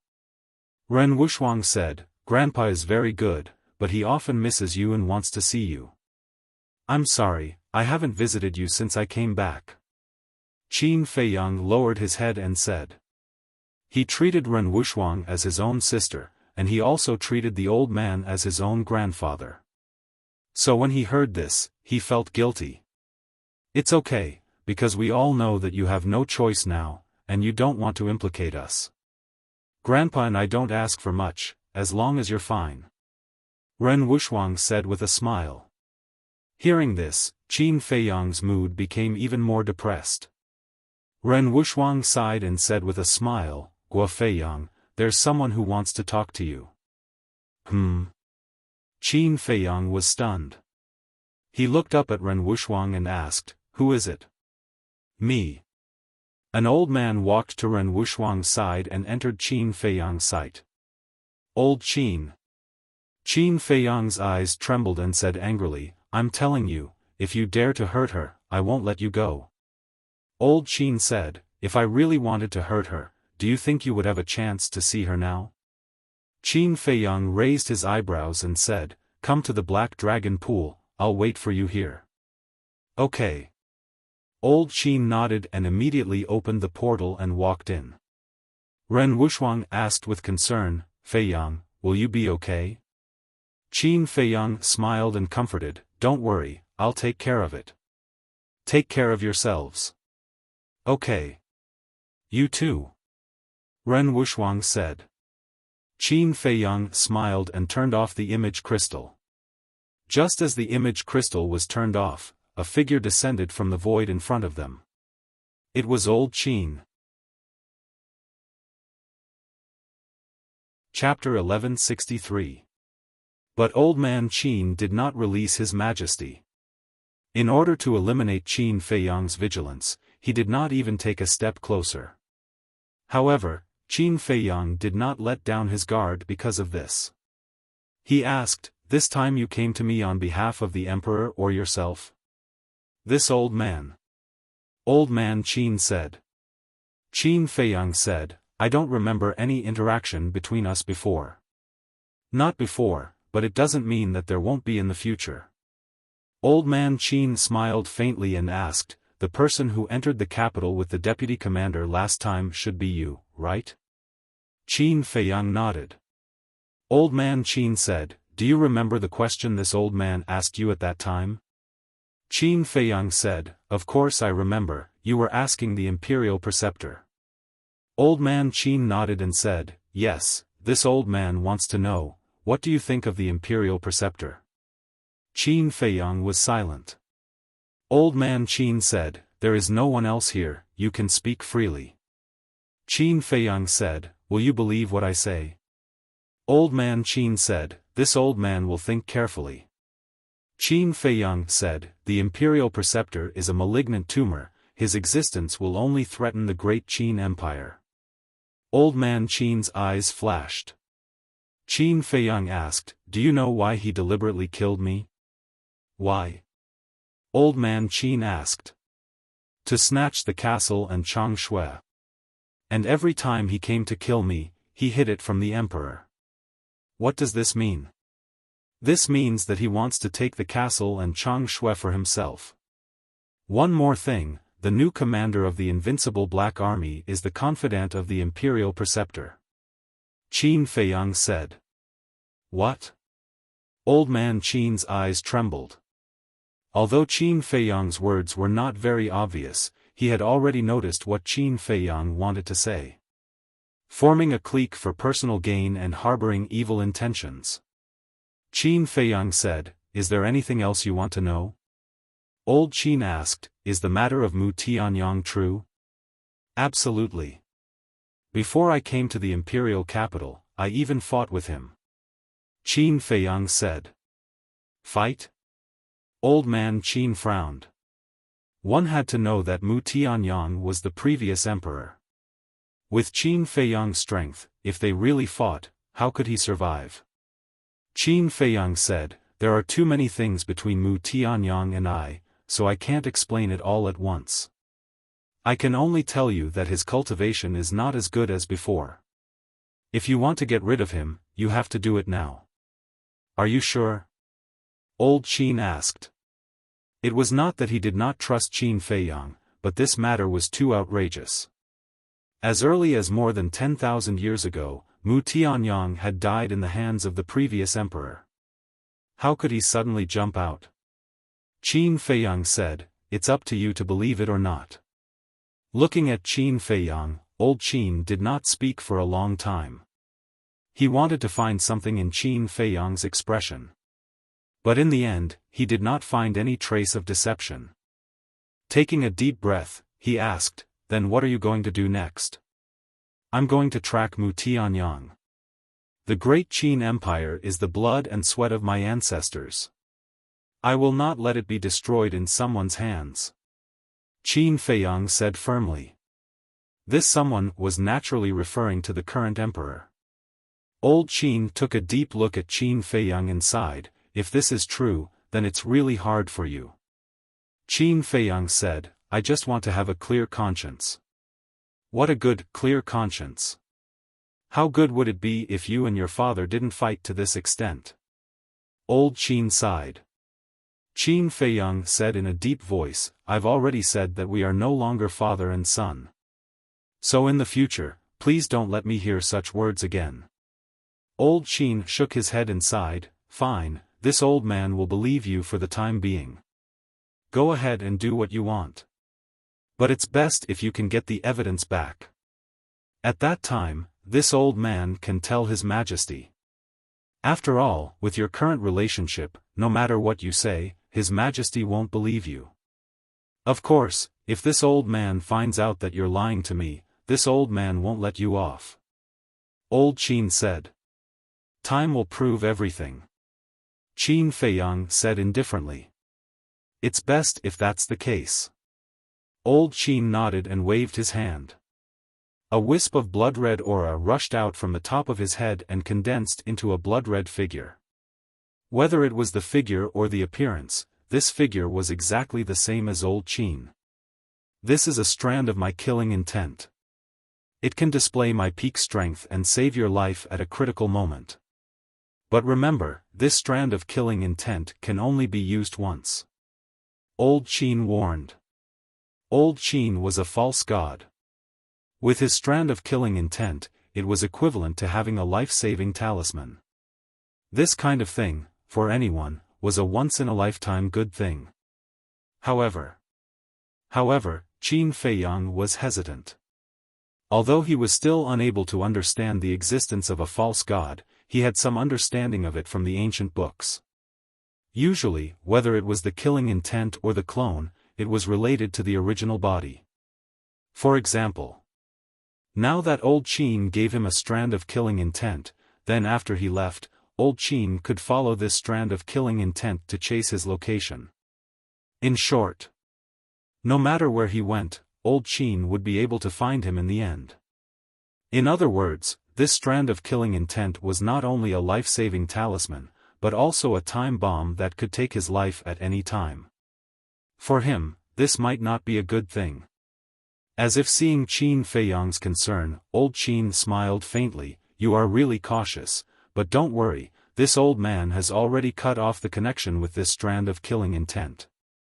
In other words, it is now an independent existence and has nothing to do with this old man." Hearing this, Qin Feiyang breathed a sigh of relief and calmly accepted this strand of killing intent. Whoosh! The strand of killing intent turned into a bloody light and rushed into Qin Feiyang's Qi, floating in the middle of it. Old Qin said, "Let's go, this old man will send you to the pagoda." Qin Feiyang said, "No need, I can leave the imperial capital by myself." "You can leave?" This time, it was Old Qin who was stunned. But he didn't ask much and said, "Then take care of yourself. Today, we met here and said these words, can be regarded as a little secret between the two of us. Don't mention it to anyone." Qin Feiyang nodded. Old man Qin smiled and opened the portal. Qin Feiyang's eyes flashed, and said, "Now that you have helped me without telling the emperor and the state preceptor, you should have noticed something." "Yes. This old man smells a conspiracy." Old Qin nodded and whispered, and then entered the portal without looking back. It seems that the imperial capital is not full of idiots. After Old Qin left, Qin Feiyang muttered to himself. But before his voice fell, he suddenly thought of something, his body trembled, and his eyes lit up. Saying that others are idiots, but in fact, I am the biggest idiot. All of a sudden, he looked up to the sky and laughed, his face was full of ridicule. This was self-deprecating. After a long time, he calmed down, walked to the edge of the cliff, sat cross-legged, and closed his eyes. Everything about Mu Tianyang and the Mu family appeared in his mind one by one.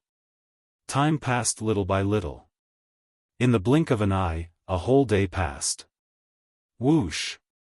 Qin Feiyang finally opened his eyes, 2 rays of light burst out. "I think this should be the answer." He muttered to himself, got up, and took out the image crystal. After a while, a white-robed man materialized out of nowhere. It was Lu Xingchen. "Brother Qin, are you looking for me to drink?" Lu Xingchen smiled and greeted. Qin Feiyang smiled, "Yes, come to the Black Dragon Pool, let's get drunk today." He was also very friendly. Lu Xingchen was stunned, and nodded, "Okay, wait for me, I'll be right there."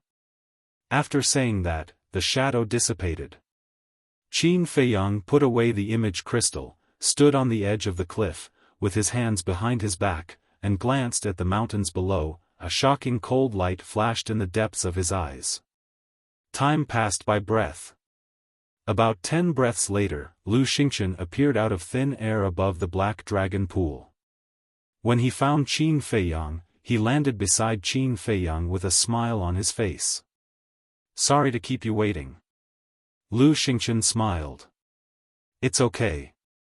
Qin Feiyang shook his head, but he still looked down at the mountains below, not looking at Lu Xingchen. Lu Xingchen was stunned, but he didn't seem to take it to heart. He glanced at Qin Feiyang's feet and said suspiciously, "Didn't you say we'll get drunk? Why don't I see any wine?" Qin Feiyang said, "It won't be too late for us to drink after we're done with other things." "What things?" Lu Xingchen was suspicious. "Back then, you died in the inner hall, but not long after, you came back from the dead." "Why is that?" "This question has been bothering me for a long time. I thought I would only know the truth when you took the initiative to tell me. But when I saw Ren Duxing yesterday, I finally had an answer in my heart." Qin Feiyang said. "What answer?" Lu Xingchen asked with a smile.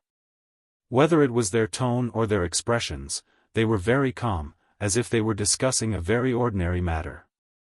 "Possession. The current you is no longer the real Lu Xingchen," Qin Feiyang said. Lu Xingchen's pupils shrank, and he asked curiously, "Then tell me, who am I? You've told me twice that you were a true war god in the past. A real god of war. This level of existence has far surpassed the false god level. Since ancient times, there have been very few of them. So, you should also be Mu Tianyang," Qin Feiyang said. "Mu Tianyang?" Lu Xingchen was slightly taken aback, and he asked in confusion, "How could I be him?" "Yes, I really didn't expect you to be him." Qin Feiyang nodded, and the hidden cold light in his eyes suddenly burst out. At the same time, he suddenly turned around, grabbed Lu Xingchen's neck, and shook his head. "Don't play dumb with me. If you are not Mu Tianyang, why would Mu Qing come to you? If you are not Mu Tianyang, why would you have a space divine item? Puqi." After saying that, he tore apart Lu Xingchen's clothes, and saw that there was a dark gold potential mark on Lu Xingchen's chest. The potential mark of the 6th level was dark gold. This meant that Lu Xingchen, like him, had opened the door of the 6th level of potential. Qin Feiyang saw the potential mark, and his eyes became even more aggressive. He asked, "If you are not Mu Tianyang, then how did you open the door of potential?" Lu Xingchen silently looked at Qin Feiyang. Suddenly, he smiled, shook his head, and said in confusion, "I thought that I had done it flawlessly, but how did you know that I am Mu Tianyang?" One sentence. In the land of ruins, I asked Ren Duxing, no, he should be called Mu Tianyang now. I asked him, since he had already found the divine bone of his life, why did he still want to occupy Ren Duxing's body? He told me that he wanted to become stronger. I didn't know how he could become stronger by doing this. But his words made me think of you. How could a person who had been buried in the ground come back to life? The only explanation is that he had taken over. Of course, just based on this point, I can't conclude that you are Mu Tianyang. Chapter 1164. What other factors are there? Lu Xingchen asked with a smile. The biggest factor is your cultivation, Yi Zichen said. Your cultivation has improved so fast that I can't help but suspect that you have also opened the door of potential. Sure enough. You have opened the 6th level. Another factor is Mu Qing. He personally admitted that the Mu family is the descendant of Mu Tianyang. And Mu Qing repeatedly came to you and was very respectful to you. What does this mean? You should know that Mu Qing has opened the all-seeing eye and has an extraordinary position in the Mu family. It can even be said that he is the spokesperson of the Mu family. If even he respects you so much, who do you think you are if not Mu Tianyang? Qin Feiyang said. Lu Xingchen shook his head and smiled. Your analysis is so reasonable that I can't find a reason to quibble. But speculation is just speculation. I know you won't admit it, so I have prepared a big gift for you. Qin Feiyang laughed and let go of Lu Xingchen. With a wave of his hand, Mu Qing appeared out of thin air. Looking at Mu Qing, who was covered in bruises and dripping with blood, Lu Xingchen's pupils suddenly shrank. Qin Feiyang stepped on Mu Qing and looked at Lu Xingchen with a smile. I just want to ask you, do you want him to live? Mu Qing roared, Bastard, kill me if you want, don't humiliate me. Lu Xingchen looked at Mu Qing, who was struggling desperately, in silence. The all-seeing eye has the ability to spy on all things. Such a fighting soul must be extremely rare.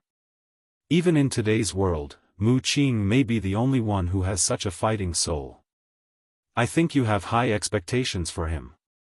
You must be planning to focus on training him. But if he dies here today, then your expectations will be disappointed. Qin Feiyang said with a smile. Lu Xingchen raised his head and looked at Qin Feiyang, his eyes flickering. Qin Feiyang said indifferently, We've known each other for so many years. You should know my character, so don't doubt that I dare to kill him. Alas! Lu Xingchen sighed helplessly. He looked at Mu Qing and asked, Why are you looking for him?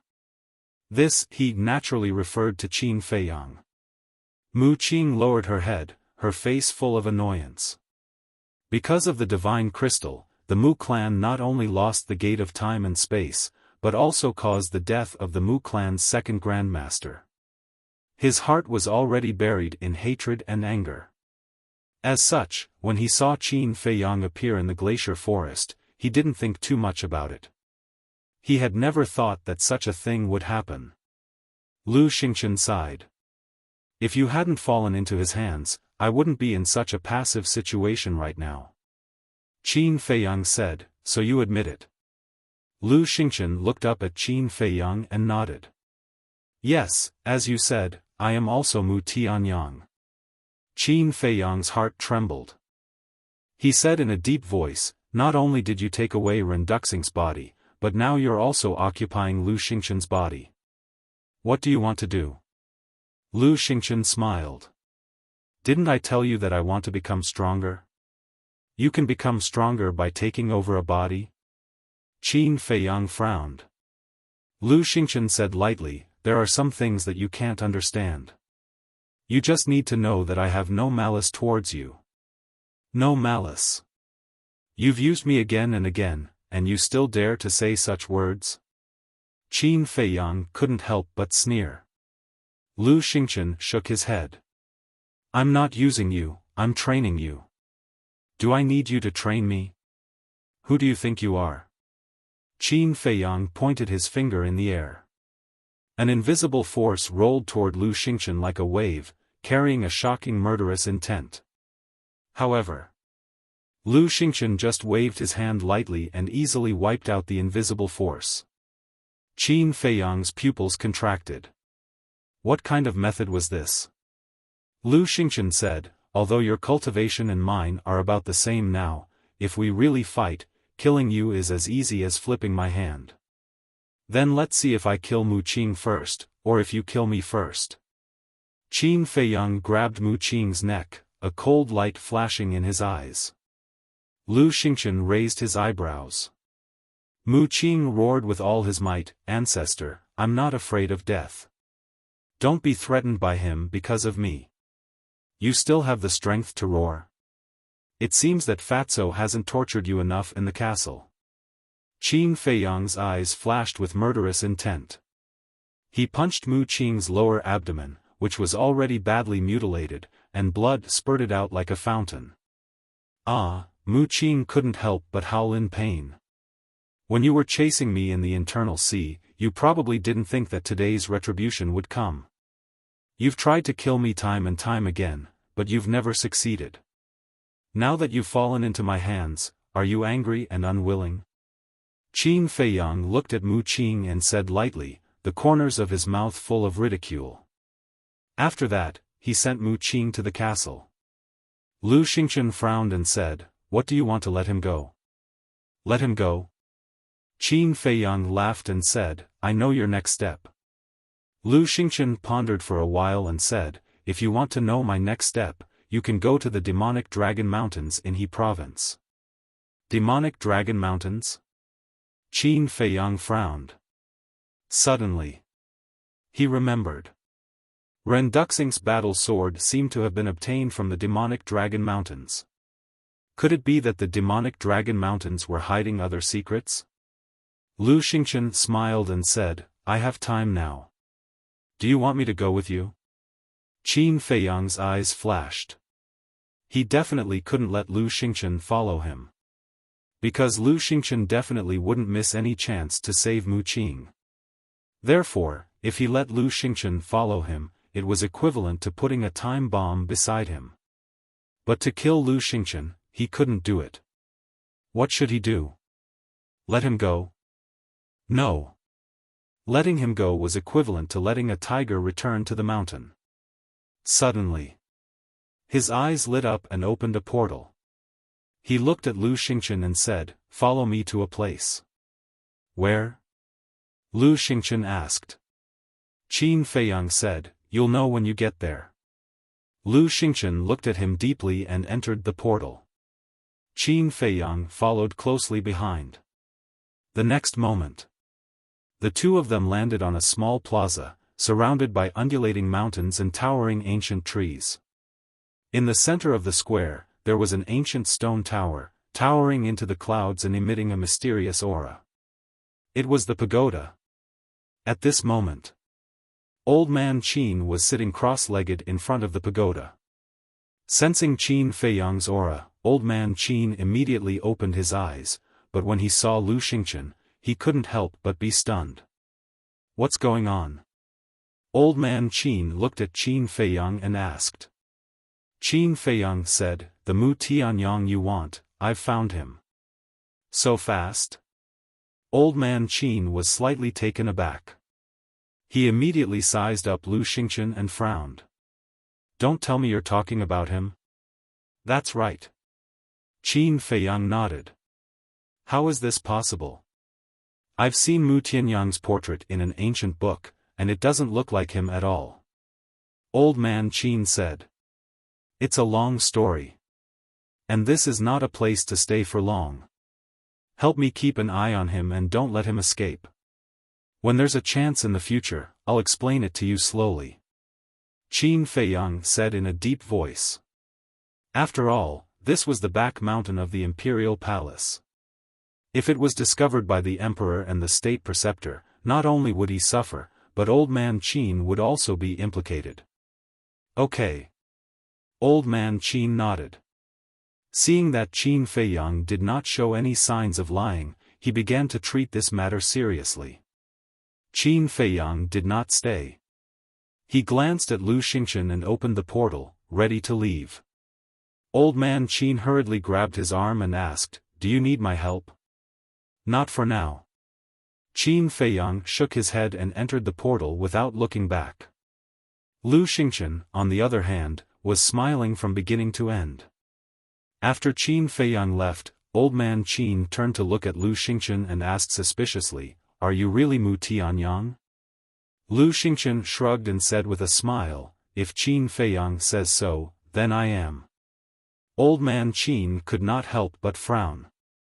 Back to Qin Feiyang. After leaving the pagoda, he appeared in the Black Dragon Swamp again. He definitely had to go to the demonic dragon mountain range, but before that, he had a very important matter to deal with first. He took out the image crystal. Buzz. Soon, the shadow of the commander of the Kirin army appeared. Seeing that it was Qin Feiyang, the commander of the Kirin army was shocked and quickly looked around. Seeing that there was no one around, he was relieved. Then he looked at Qin Feiyang and asked in a low voice, "Where are you now?" "Black Dragon Swamp," Qin Feiyang said. The commander of the Kirin army frowned and said, "The situation is so critical now. Why are you still in the Black Dragon Swamp instead of leaving the capital?" "I'll leave later. First, help me find someone," Qin Feiyang said. "Who?" the commander of the Kirin army asked. "Wan Xiu," Qin Feiyang said. "Why are you looking for him?" The commander of the Kirin army raised his eyebrows. Of course, he was no stranger to Wan Xiu. He was still entangled with his daughter. Qin Feiyang said, "Don't worry about him. Go find him immediately and try to bring him to the Black Dragon Swamp before dawn." "Okay." The commander of the Kirin army nodded, and then the shadow disappeared. Qin Feiyang put away the image crystal and looked at the waning moon in the sky, his eyes shining. Lu Xingchen saved Wan Xiu from him many times. He couldn't figure it out before, but now he knew Lu Xingchen's real identity. He finally understood that this Wan Xiu must have been bought over by Lu Xingchen. In other words, Wan Xiu had also become Lu Xingchen's subordinate. Time passed quietly. Dawn was approaching. Swish! A black shadow descended over the Black Dragon Swamp. It was the commander of the Kirin army. But he was the only one who came. Qin Feiyang also sensed the aura of the commander of the Kirin army. He jumped into the air and landed in front of the commander of the Kirin army. He asked, "Why are you alone? Where's Wan Xiu?" "I didn't find him." The commander of the Kirin army shook his head. Qin Feiyang frowned and said, "How can you not find him? Did you ask your daughter?" "Yes. She doesn't know where Wan Xiu is either. I also sent a message to Wan Xiu, but I haven't received any response." The commander of the Kirin army said. Qin Feiyang frowned. It seemed that Wan Xiu was very likely to be in Lu Xingchen's space treasure. The commander of the Kirin army asked, "Why are you looking for him?" Qin Feiyang said, "He's Mu Tianyang's lackey." Mu Tianyang. The body of the Qilin army's commander trembled as he said, "The matter that you told His Majesty, I also know. But how could Wan Xiu possibly be Mu Tianyang's lackey?" Chapter 1165. Crane Province. The commander of the Kirin army was stunned and asked suspiciously, "Why are you going to Crane Province? Time is of the essence. Don't ask so many questions. Tell me quickly." Qin Feiyang urged. "Let me think." The commander of the Kirin army pondered for a while and said, "I have been to Crane Province a few times before, but it was always in Crane Province City. As for the Magic Dragon Mountain Range, I have heard of it, but I did not pay much attention to it." Qin Feiyang said, "Then give me the coordinates of Crane Province City." The commander of the Kirin army nodded and gave Qin Feiyang the coordinates. Qin Feiyang waved his hand and Yen Wei appeared. Qin Feiyang then took out the imitation spacetime gate and handed it to Yen Wei. Yen Wei immediately activated his battle chi and activated the spacetime gate. The commander of the Kirin army glanced at Yen Wei and the spacetime gate, then looked at Qin Feiyang and said, "Her Majesty is very worried about you now." Qin Feiyang's eyes trembled slightly. He resisted the impulse in his heart and said, "Help me tell my mother that I will try my best to survive." Clang! Before he finished his words, accompanied by a deafening sound, the spacetime gate opened completely. "Let's go." Qin Feiyang waved his hand and stepped into the spacetime gate without hesitation. Yen Wei nodded to the commander of the Kirin army and quickly followed in. The spacetime gate quickly disappeared. Mu Tianyang, the commander of the Kirin army, muttered to himself and then opened the teleportation gate and returned to the Violet Palace. On the second floor of the Violet Palace, the woman in white sat in front of the table with a worried frown. The two maids were also standing at the side, their eyebrows were filled with worry. Duh. Accompanied by a series of footsteps, the commander of the Kirin army walked up to the second floor and stopped behind the woman in white. He bowed and said, "My Majesty." The woman in white turned a deaf ear. "Is something the matter, Commander?" The two maids turned to the commander of the Kirin army and asked. The commander of the Kirin army said, "I just went to see His Highness the 14th Prince." Hearing this, the woman in white suddenly stood up and ran to the commander of the Kirin army. She asked, "Where is Feiyang?" The commander of the Kirin army answered honestly, "I was at the Black Dragon Pool just now, and now I've gone to Crane Province." "Why is your highness going to He Province?" The two maids were bewildered. "I don't know either. But I think it has something to do with Mu Tianyang." The commander of the Kirin army said. "Mu Tianyang." The white-robed woman's body trembled. The commander of the Kirin army sighed. Although the 14th prince always says that he hates His Majesty, in fact, he still cares a lot about the relationship between father and son. Otherwise, he would not be running around to investigate Mu Tianyang. Feiyang doesn't care about this father-son relationship. The white-robed woman shook her head. Then what does His Highness care about? The commander of the Kirin army froze and asked in confusion. He cares about the late emperor and the people of the great Qin Empire. I used to worry that Feiyang would be blinded by these enemies. But now it seems that my worries were unnecessary. Feiyang not only inherited the late emperor's bloodline and legacy, but he also inherited the late emperor's great heart of protecting the people of the world. Perhaps, he has a heart that empathizes with the common people. It's just that I really can't bear to let him bear this burden now. The white-robed woman sighed faintly. Protecting the people of the world as his responsibility, compassion for the people, Your Highness, are you really such a person? If so, Your Majesty, shouldn't you feel ashamed? The commander of the Kirin army murmured. Crane Province. Just like the capital of the spiritual state, the capital of Crane Province had 5 major districts. North, South, East, West, and the Central District. At this moment, the night was as dark as ink and dotted with cold stars. In the sky above the city center, a stone door silently appeared. The stone door slowly opened. 2 figures strode out. It was Qin Feiyang and Yen Wei. Qin Feiyang waved his hand and put away the space-time gate. He then lowered his head and scanned the city below.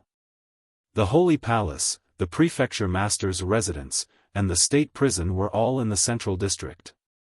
And in the Central District, he sensed many powerful auras. Most of them were battle monarchs and battle emperors. The auras of battle masters were not absent, but they were pitifully few. And there was an especially strong aura that came from the Prefecture Master's residence. It was a 5-star battle emperor. If I remember correctly, Tan Wu seems to be from here. Qin Feiyang whispered. Who is Tan Wu? Yen Wei looked at him suspiciously. An old friend. Qin Feiyang smiled and said, Go down and find out the coordinates of the demonic Dragon Mountain range. Okay. Yen Wei nodded and turned into a stream of light, quickly disappearing into the city below. Which expert has come to my He State City? Soon.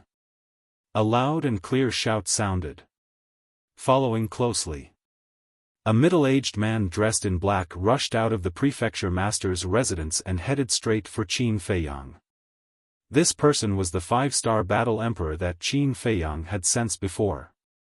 Obviously. He sensed Qin Feiyang's aura.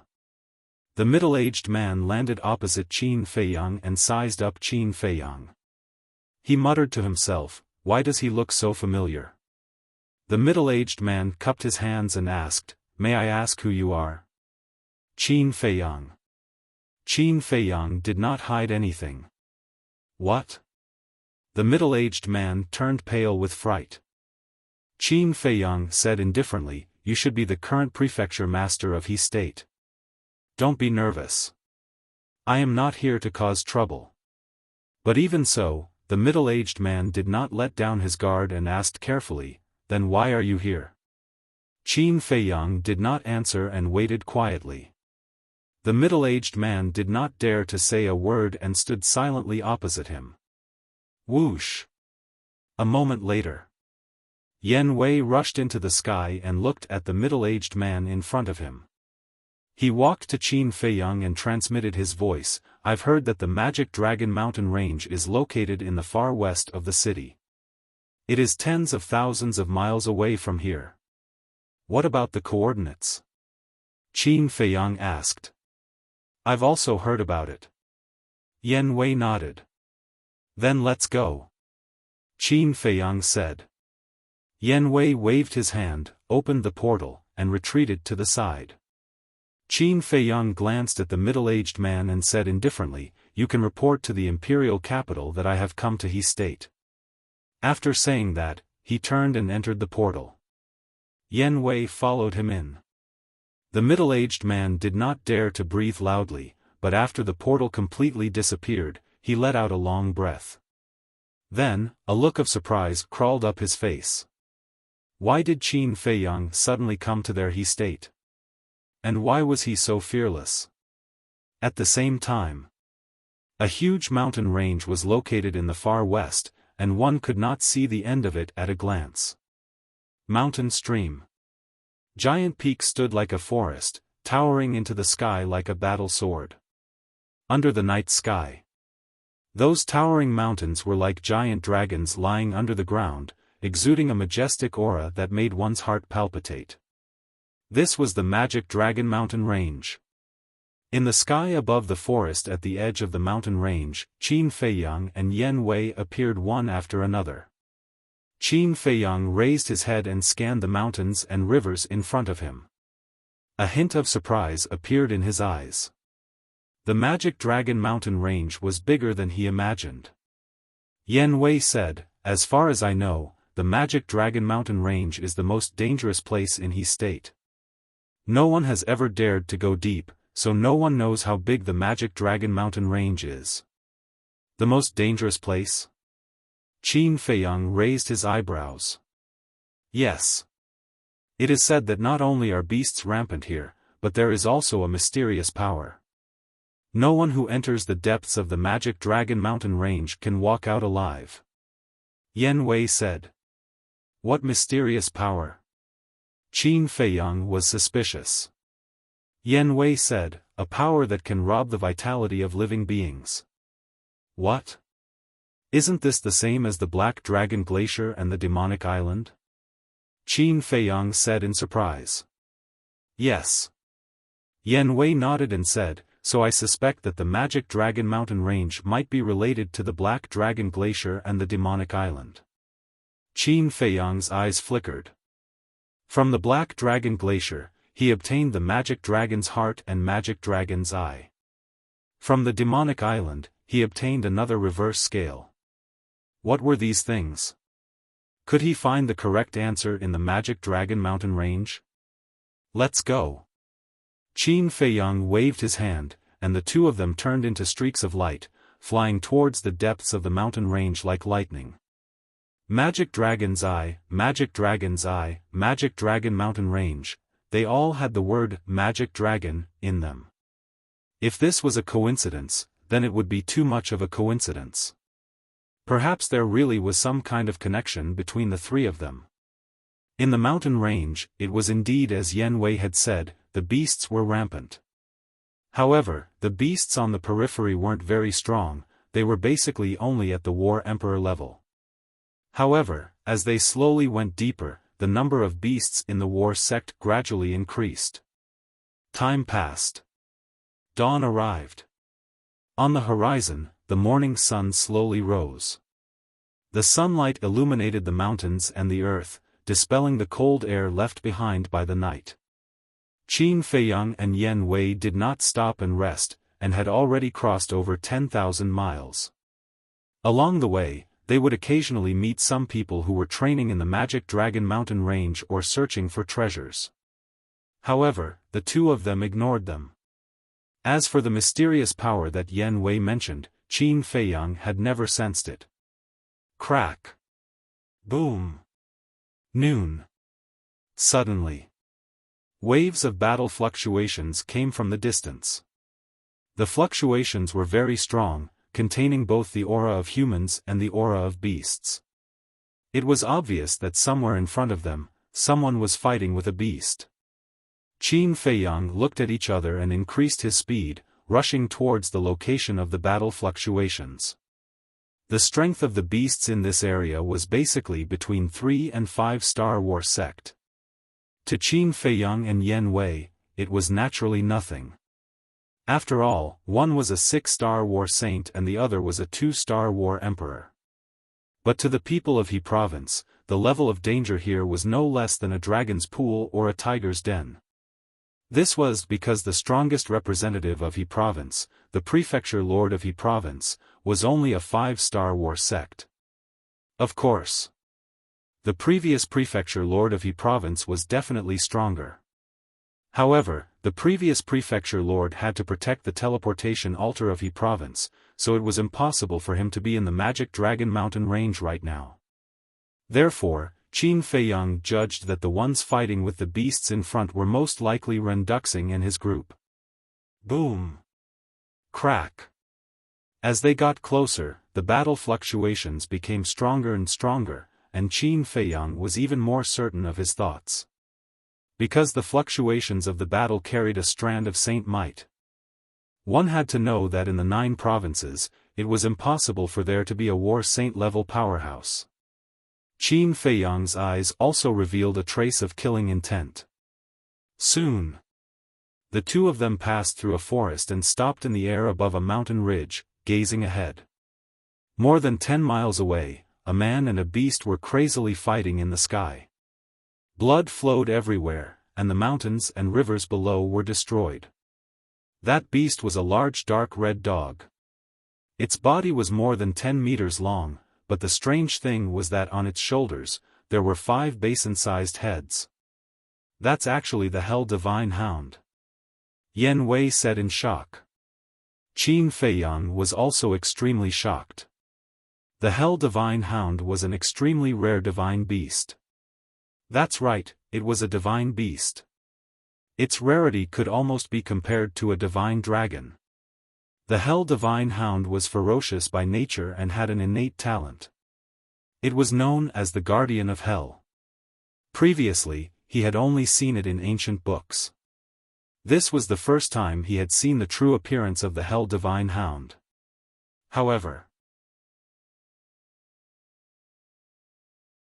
Chapter 1166. That person was thin and had a hooked nose. His eyes were like those of an eagle, shining with a sharp light. He was extremely powerful. That infernal divine hound had the strength of a 7-star battle saint, but he was not at a disadvantage.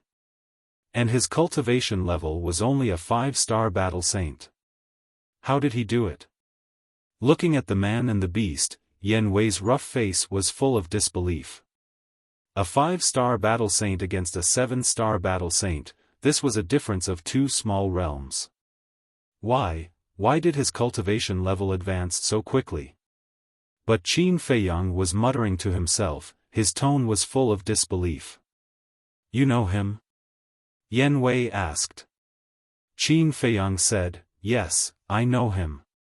He was once the strongest king in He province, Tan Wu. Tan Wu? Yan Wei was suspicious.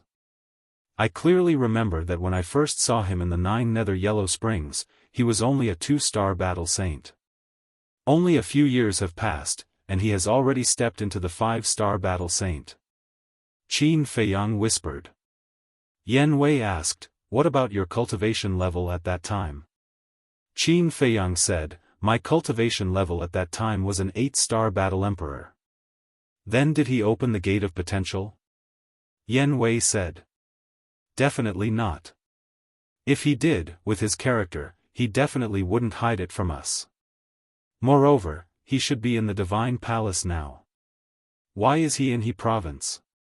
Qin Feiyang whispered. Hearing you say that, it is indeed a little strange. Although you were only an 8-star battle emperor at that time, you opened the gate of potential, and your cultivation speed is far from his. But now, you have broken through to 6-star battle saint, and he has also broken through to 5-star battle saint.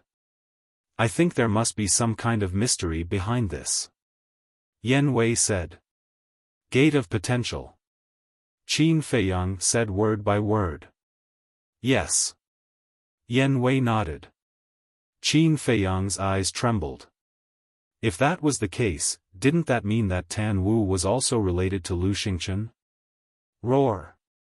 Rumble. Tan Wu and the Hellhound's fierce battle gradually entered a white-hot stage. They didn't notice that Qin Feiyang and Qin Feiyang seemed to only have each other in their eyes. This Tan Wu is really not simple. There's a difference of 2 whole minor realms, and he's actually able to be equally matched with the underworld divine hound. Yan Wei was amazed. Qin Feiyang said, of course he's not simple. Otherwise, I wouldn't have tried so hard to recruit him. Yan Wei was bewildered. Qin Feiyang said in a deep voice, look above his head. Yan Wei focused his gaze and looked over. He saw a palm-sized ancient peak floating above Tan Wu's head. Its entire body was pitch black like ink, emitting a strong black light. That Gufeng is his battle soul. As for his fighting soul, it can release an obscure force and form a gravitational realm. Any living being that enters this gravity domain will have their speed suppressed. Qin Feiyang said. Gravity domain. Yan Wei's body shook as he said in surprise, isn't this similar to the gravity divine iron? Yes. This is also the reason why I want to subdue him. Qin Feiyang nodded. I didn't expect the great Qin Empire to have so many peerless geniuses. Yan Wei shook his head and muttered, his face full of shock. Qin Feiyang's eyes flashed slightly as he said in a low voice, take them down. Okay. Yan Wei nodded. Boom. He used the Sky Demon 9 steps and crossed half a mile in 1 step. At the same time, the aura of the Sky Demon 9 steps erupted, causing the void and earth here to shake violently. Tan Wu and the Hellhound were shocked and they heard the commotion. They immediately stopped fighting and looked at Yan Wei. What a powerful aura. He's a war emperor. The man and beast's expressions changed immediately. Boom. Yan Wei took a second step, and the aura around his body rose steadily. At this moment, in the eyes of Tan Wu and the Hellhound, Yan Wei was like a war god descending. Every step he took could cause heaven and earth to tremble.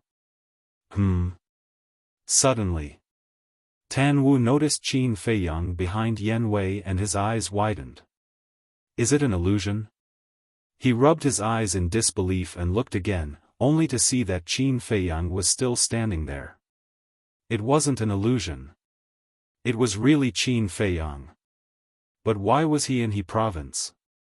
Tan Wu's face was full of doubts and was about to greet Qin Feiyang. But at this moment, Yan Wei took his 9th step and instantly landed above him and the Hellhound. The Emperor's aura was earth-shattering. At this moment, the man and beast both felt the aura of death. Woo-woo, the Hellhound's body went limp and it quickly crawled on the ground, wailing at Yan Wei continuously. Tan Wu's heart was also drowned by fear. His current strength was not bad, but facing a war emperor, it was still too far away. Just as the man and beast thought that they were dead for sure, Yan Wei suddenly stopped. That shocking killing intent firmly locked onto the man and wolf. Swish. It was also at this time that Qin Feiyang took a step forward and walked in front of Tan Wu step by step. Tan Wu glanced at Qin Feiyang, then looked at Yan Wei, and asked in surprise, Brother Qin, what's going on? Qin Feiyang smiled and said, he's my man. Your man? Tan Wu was slightly taken aback, then could not help but heave a sigh of relief. Although he and Qin Feiyang did not have a deep relationship, based on Qin Feiyang's previous attitude, it should not be disadvantageous to him. However, this sigh of his had yet to completely die down when Qin Feiyang raised his arm, grabbed his clothes, and directly tore them to shreds. Tan Wu was immediately startled, both hands protecting his chest. Qin Feiyang's gaze turned dark and he shouted, "Put your hands down for me." Although Tan Wu covered in time, he still caught the shadow of the potential imprint. Tan Wu's eyes had a hint of panic as he pretended to be calm and said, "Brother Qin, what are you doing? I asked you to put it down, didn't you hear?" Qin Feiyang roared, a hint of intense killing intent even flickering in his eyes. Tan Wu's gaze trembled. But in the end, he let out a long sigh and lowered his hands. A dark gold potential imprint immediately appeared in Qin Feiyang's line of sight. Really didn't expect it. Qin Feiyang looked at the potential imprint and shook his head in self-mockery. Tan Wu hurriedly said, "Brother Qin, listen to my explanation." "What's there to explain? Do you remember what conditions I offered when I asked you to follow me?" Qin Feiyang said. "Help me open the door of potential." Tan Wu said. "Yes. But at that time, you refused. Since then, I have always thought that you are a person with backbone and dignity. However, I didn't expect that you would actually become Lu Xingchen's lackey." Qin Feiyang reprimanded, his face full of disappointment. Lu Xingchen's lackey? But hearing Qin Feiyang's words, not only was Tan Wu not ashamed at all, but he got up with a suspicious look. Seeing this, Qin Feiyang raised his eyebrows and said, "Do you dare to say that you didn't join Lu Xingchen?" "Why should I join him?" Tan Wu asked back. "In order to open the door of potential," Qin Feiyang shouted. Tan Wu hurriedly stretched out his hand and said, "Wait, what do you mean by this? Why don't I understand at all?" Yan Wei frowned and said through voice transmission, "Look at him, it seems that it's not what you think." Qin Feiyang couldn't help but frown. Could it be that he misunderstood Tan Wu? Tan Wu opening the door of potential had nothing to do with Lu Xingchen. But that wasn't right. Apart from Lu Xingchen, who else in the great Qin Empire had the ability to help Tan Wu open the door of potential? If Tan Wu opened the door of potential with his own ability, he wouldn't believe it even if he was beaten to death. Because in the great Qin Empire, there were many people with better talent, comprehension, and aptitude than Tan Wu. If others couldn't do it, why could he do it? Or was Tan Wu acting now to cover up the truth? After thinking about it, Qin Feiyang really couldn't make a judgment and asked, "Then tell me, how did you open the door of potential?" Tan Wu shook his head and said, "I can't say, but I can guarantee that it has nothing to do with Lu Xingchen." "Guarantee?" Qin Feiyang smiled coldly and said, "Do you know? Right now, Lu Xingchen is my must-kill target. Do you think that I'll easily believe you? What's the situation? Isn't your relationship with him very good? Why would he become your must-kill target?" Tan Wu was bewildered. Qin Feiyang couldn't find the slightest trace of pretense in his eyes and expression. If Tan Wu was really acting now, then his acting skills were really too good. But if Tan Wu was not acting, then who helped him open this door of potential? Really not saying? Qin Feiyang asked once more. Tan Wu said, "I promised him, I really can't say." A wave of viciousness immediately surged from between Qin Feiyang's brows. Grabbing Tan Wu's neck, he shouted, "I think highly of you, but it doesn't mean that I won't kill you. Don't challenge my patience. Even if you kill me, I won't tell you." Tan Wu shook his head without the slightest cowardice. Qin Feiyang burned with rage. Yan Wei suddenly reached his hand out, grabbed Qin Feiyang's shoulder, and transmitted his voice, "Don't be anxious, I've thought of a way." "What way?" Qin Feiyang secretly thought. "Can't your slavery seal peek into the other party's thoughts? You'll enslave him now." When he's thinking about this question in his heart, you'll naturally be able to get the answer. Yan Wei secretly thought. That's right. Why didn't I think of it?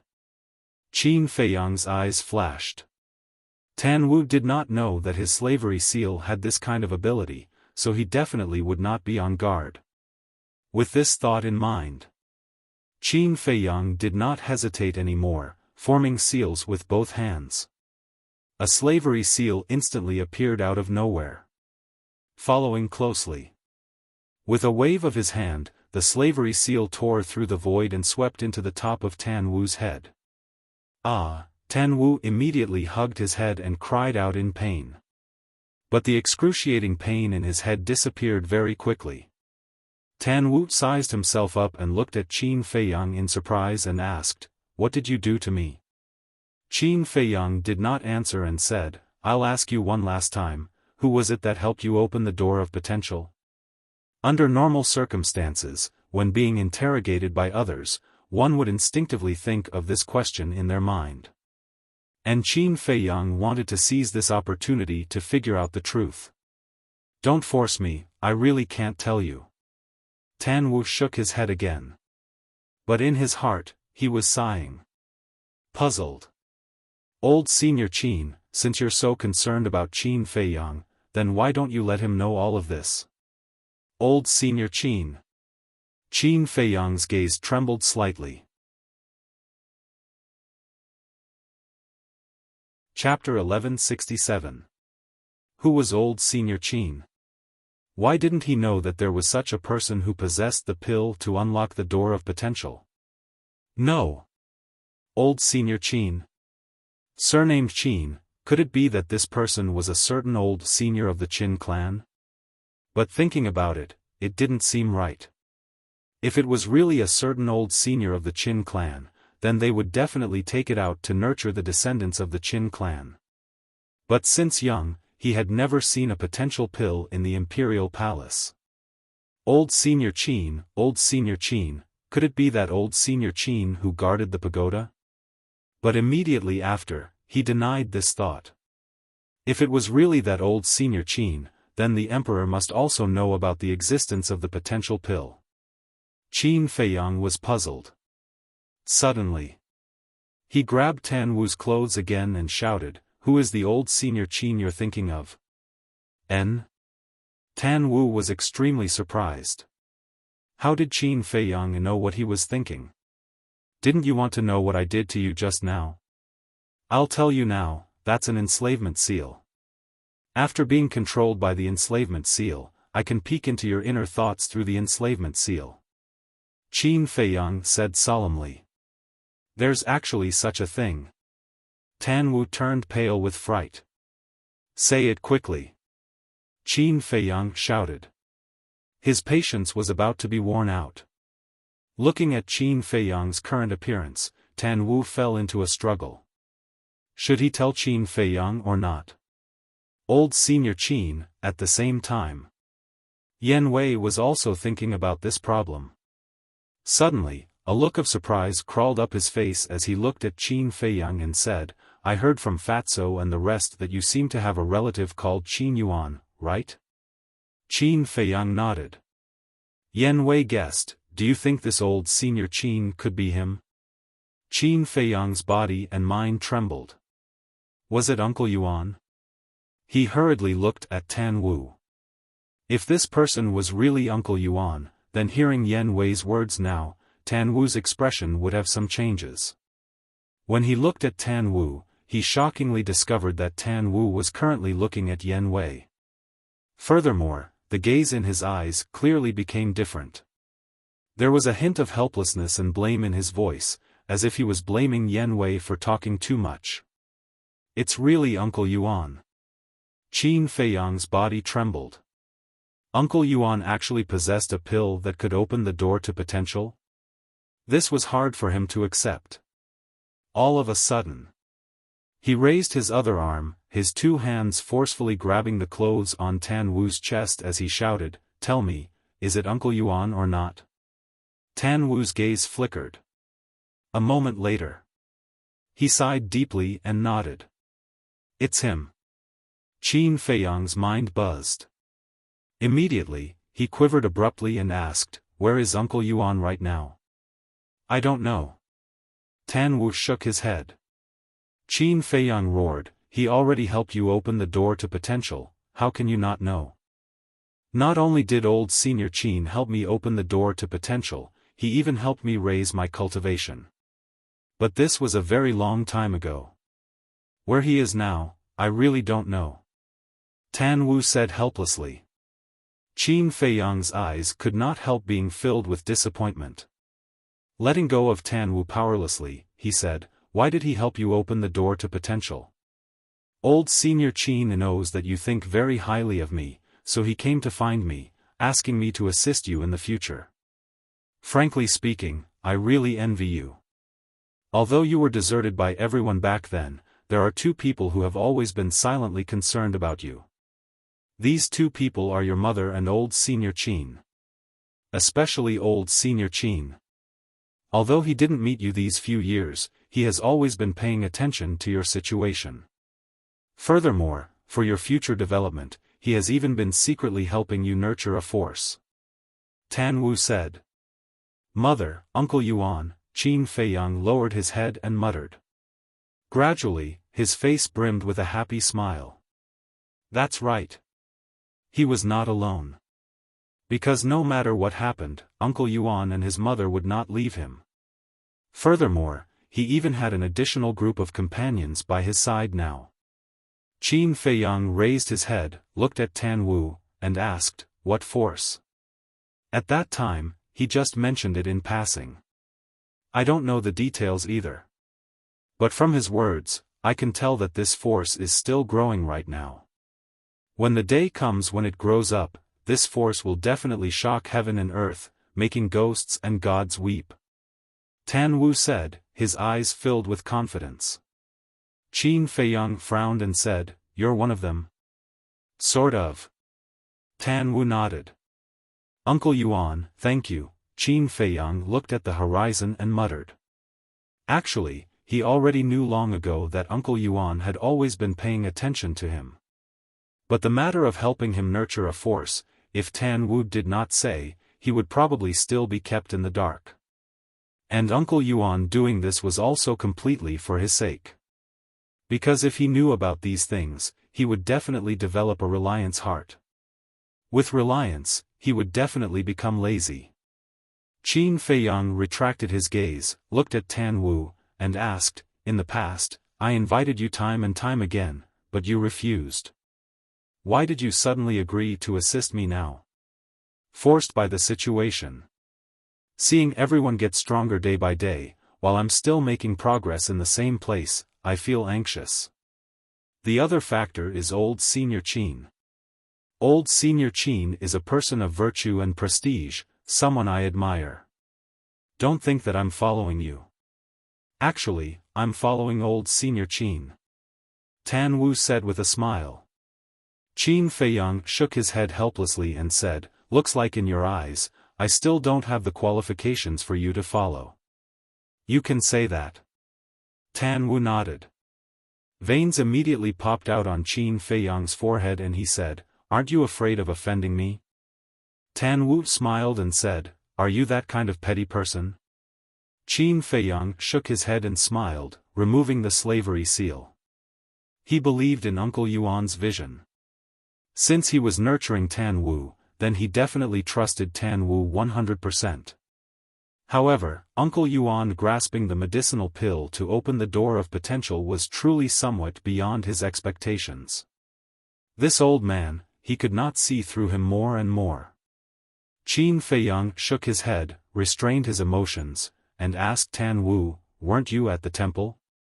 Why did you return to He province? Isn't it because of it?" Tan Wu pointed at the Hell Divine Hound. Qin Feiyang glanced at the Hell Divine Hound and asked suspiciously, "What do you mean?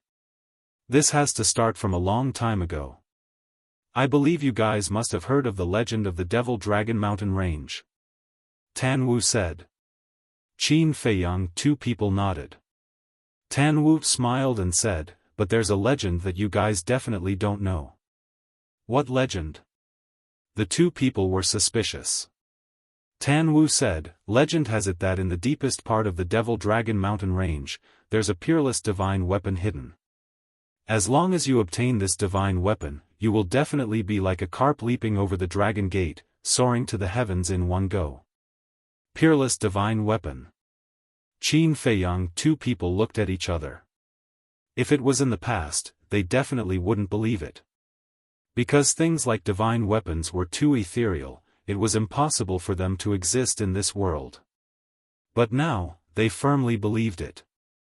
Because Renduxing's battle sword was obtained here.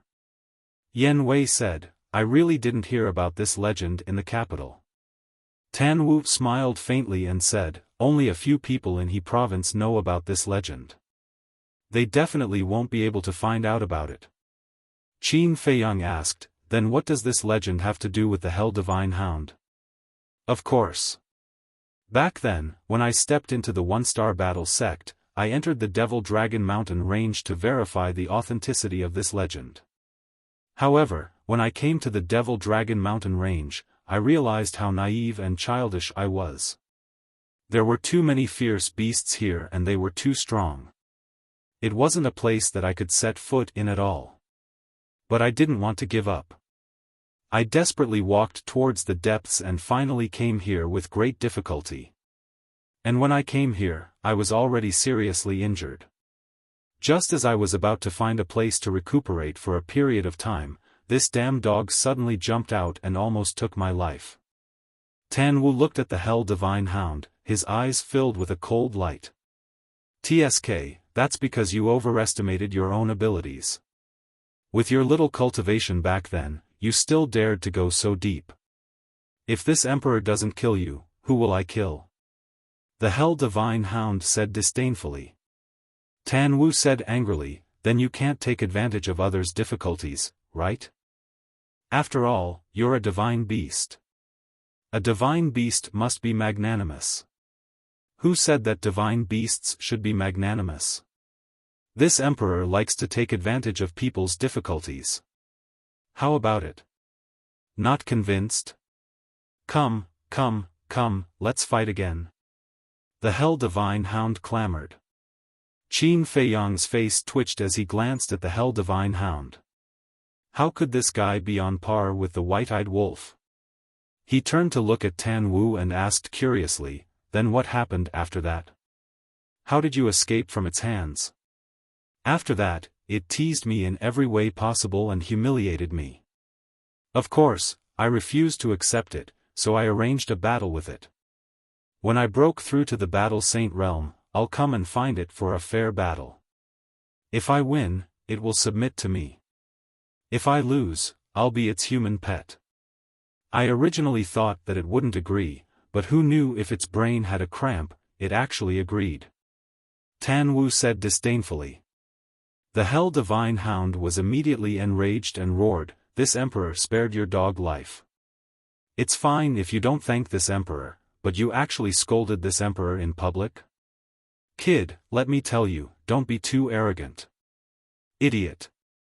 Tan Wu rolled his eyes at it and looked at Qin Feiyang, saying, half a month ago, I broke through to the 5-star Battle Saint realm and found an excuse to return to He province to find it for a battle. The result is that you all saw it. My strength and its are considered evenly matched. So that's how it is. Qin Feiyang came to a realization. Yen Wei sized up Tan Wu and the Hell Divine Hound and said strangely, why do I feel that the relationship between the two of you isn't so simple? It seems like there's a kind of enemy, love and hate. Qin Feiyang smiled and said, we're enemies. The Hell Divine Hound said angrily, don't talk nonsense. This emperor is a divine beast with a noble bloodline. How can I love and hate a mere human? Tan Wu snorted coldly and said, I also disdain to be enemies with you. What do you mean? Have I wronged you? The Hell Divine Hound immediately glared at Tan Wu angrily. No, it's me who's unworthy. Tan Wu said indifferently. It's good that you know your place. The Hell Divine Hound sneered. Qin Feiyang and Yen Wei looked at each other, shook their heads and laughed. This man and beast were clearly enemies. It seemed that when Tan Wu was tortured by the Hell Divine Hound, many interesting things happened. Otherwise, this scene wouldn't have appeared now. Suddenly, Qin Feiyang's face turned solemn. Looking at the man and beast, he asked, "How long have you guys been fighting here?" Tan Wu said, "It should be 10 days. Already fighting for 10 days in a row, and you still say it's not love and hate?" Yan Wei rolled his eyes. Hearing that, Tan Wu and the Hell Divine Hound's expressions both appeared somewhat embarrassed. Chapter 1168. These shadows were none other than Ren Duxing and the others. Tan Wu raised his head and glanced at them. He shook his head and said, "I've never seen them before." Qin Feiyang raised his eyebrows. The Magic Dragon Mountain Range is vast and boundless. They might not pass by here. And I guess that they should have teleported there directly. Yan Wei said. Teleport there? Qin Feiyang frowned. Ren Duxing once entered the Magic Dragon Mountain Range and obtained a peerless divine sword. Now that Mu Tianyang has taken over his body, he definitely knows the coordinates of the deeper parts. Yan Wei said. Makes sense. Qin Feiyang nodded and said in a deep voice, "Then there's no time to lose. Let's continue on our way." Yan Wei nodded. With a wave of his hand, he swept up Qin Feiyang and rushed towards the depths of the mountain range. Peerless divine sword, possession. Listening to the conversation between the two, Tan Wu's face was full of suspicion. What was going on? Wait for me. Seeing that Qin Feiyang was about to disappear at the end of the mountain range, Tan Wu quivered and hurriedly shouted at the two of them, chasing after them. The Hell God Hound was stunned for a moment before chasing after them. At the same time, hearing Tan Wu's voice, Yan Wei turned to look at Qin Feiyang. Qin Feiyang pondered for a moment and nodded to Yan Wei. Yan Wei immediately slowed down. Not long later, Tan Wu chased after them and asked suspiciously, "Where are you guys going?" Yan Wei said, "The deepest part of the Magic Dragon Mountain Range." Tan Wu's eyes lit up, and said, "Can you bring me along? I've long wanted to go deeper to take a look." This, Yan Wei hesitated. Qin Feiyang frowned. "It's very dangerous, and we might not even be able to return." "It's fine. Anyway, you're here. If we encounter any danger, just let me go to the castle." Tan Wu smiled and said. Qin Feiyang smiled helplessly and said, "I'm just afraid that I won't have the chance to send you to the castle." "Is it that dangerous?" Tan Wu was bewildered. "Life is unpredictable, who knows?" Qin Feiyang said. That, at this moment, the Cerberus also caught up. It looked at Qin Feiyang and asked, "Can you take me with you?" "Ugh." Qin Feiyang was astonished. "Aren't you afraid of death?" The Hell God Hound said disdainfully, "TSK, am I the kind of person who is afraid of death? You're a dog, not a human." Tan Wu rolled his eyes. Woof. The Hell Divine Hound immediately opened its bloody maw and pounced towards Tan Wu. Yan Wei shook his head and smiled. "With them accompanying me, I won't be too lonely." Qin Feiyang couldn't help but shake his head and laugh. Whoosh! Yan Wei brought 2 people and 1 beast and turned into a stream of light, rushing into the depths like lightning. "Brother Qin, why did you say that I joined Lu Xingchen just now? And what peerless divine sword, what possession, what Mu Tianyang, what's going on?" At the same time, He State City. To the east of the city, there was a desolate canyon. At this moment, one figure after another descended in the sky above the canyon. The leader was a white-haired old man. It was the Imperial Preceptor. Behind the Imperial Preceptor was a group of black-clothed people. There were men and women, old and young. On their chests, there was an extremely eye-catching black skull symbol. Whoosh! Just as the Imperial Preceptor and the others appeared, two figures rushed out of the canyon and landed in front of the Imperial Preceptor. They bowed and said, "Greetings, Lord." Of these two people, one was an old man, the other was a middle-aged man. The old man was the previous prefecture chief of his state. The middle-aged man was the current prefecture chief that Qin Feiyang met in the city. And this canyon was where the teleportation altar of his state was located. Very few people knew about it. The Imperial Preceptor looked at the two people and asked, "Where is Qin Feiyang?" The middle-aged man said, "He was in the city not long ago, but I don't know where he is now." The state preceptor's face immediately became filled with a vicious aura that couldn't be dispelled. He gloomily said, "Qin Feiyang is a serious criminal in the capital. You saw him, yet you didn't apprehend him in time and instead allowed him to leave. Do you know that this state preceptor can sentence you to death right now? Spare me, Lord." The middle-aged man trembled and hurriedly knelt in the void to beg for mercy. He was also bitter in his heart. Even the people in the capital couldn't do anything to Qin Feiyang, let alone his state. But in the face of the Imperial Preceptor's obscene power, he could only endure silently. "Why aren't you investigating? I want to know where he is in an hour. Otherwise, bring your heads to me." The Imperial Preceptor looked at the two people and shouted. "Yes." The two people responded respectfully. They immediately opened the teleportation gate and appeared in the sky above the city. "How do we find him?" The middle-aged man looked at the old man helplessly. "Calm down. There must be a way." The old man pondered for a moment and asked, "Does Qin Feiyang have any accomplices?" "There is a middle-aged man." The middle-aged man's eyes suddenly trembled as he said in surprise, "Yes, it's him." The old man was puzzled. The middle-aged man said, "I saw him fly up from the city and whisper to Qin Feiyang.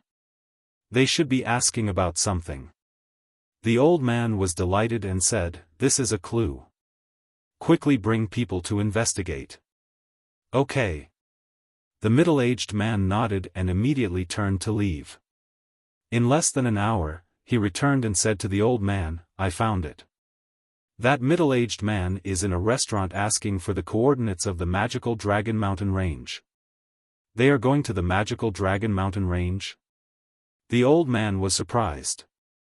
"Should be right." The middle-aged man nodded. The old man said in panic, "This is not good. Tan Wu is now in the magical Dragon Mountain Range." "What? When did that kid come back?" The middle-aged man was surprised. "More than 10 days ago. It seems to be for that hellhound," the old man said. The middle-aged man said angrily, "This brat is too willful.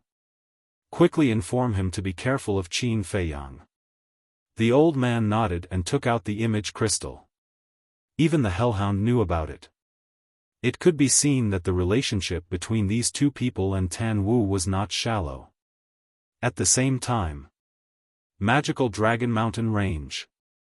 Qin Feiyang and the others were flying above a forest as fast as lightning. "Stop!" Tan Wu suddenly shouted. Yen Wei braked and stopped in the air. He turned to look at Tan Wu suspiciously and asked, "What's wrong?" Tan Wu said, "Someone sent me a message. You guys retreat." Qin Feiyang and Yen Wei looked at each other and quickly retreated to the side. "Humans are really troublesome." The hellhound muttered in dissatisfaction and also retreated to Qin Feiyang and Yen Wei's side. Tan Wu took out the image crystal. Buzz! The image of the old man appeared. "Greetings, Master." Tan Wu immediately bowed. The old man asked, "Are you still in the magical Dragon Mountain Range?" "Yes." Tan Wu nodded. The old man said, "Then how is the battle with the hellhound going?" Tan Wu smiled bitterly and said, "Its cultivation has also become stronger. It is now a 7-star battle saint." If it continues, it should be a situation where both sides suffer. To be able to fight it to a draw in such a short period of time, you are not bad. The old man smiled, his face full of gratification. Then his face turned serious and he said in a deep voice, "You have to be careful these few days." "What's wrong?" Tan Wu asked. The old man said, according to this old man's inquiry, Qin Feiyang may have also entered the magical Dragon Mountain range. Tan Wu was slightly stunned.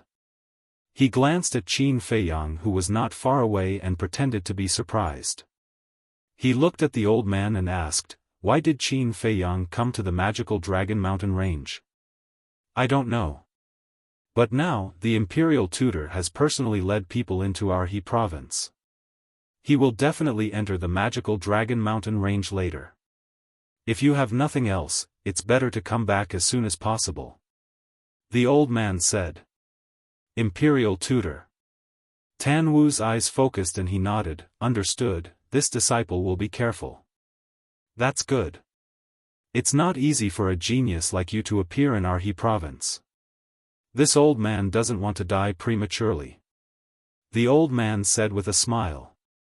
Tan Wu smiled and said, "Don't worry, this disciple knows his limits." "Yes."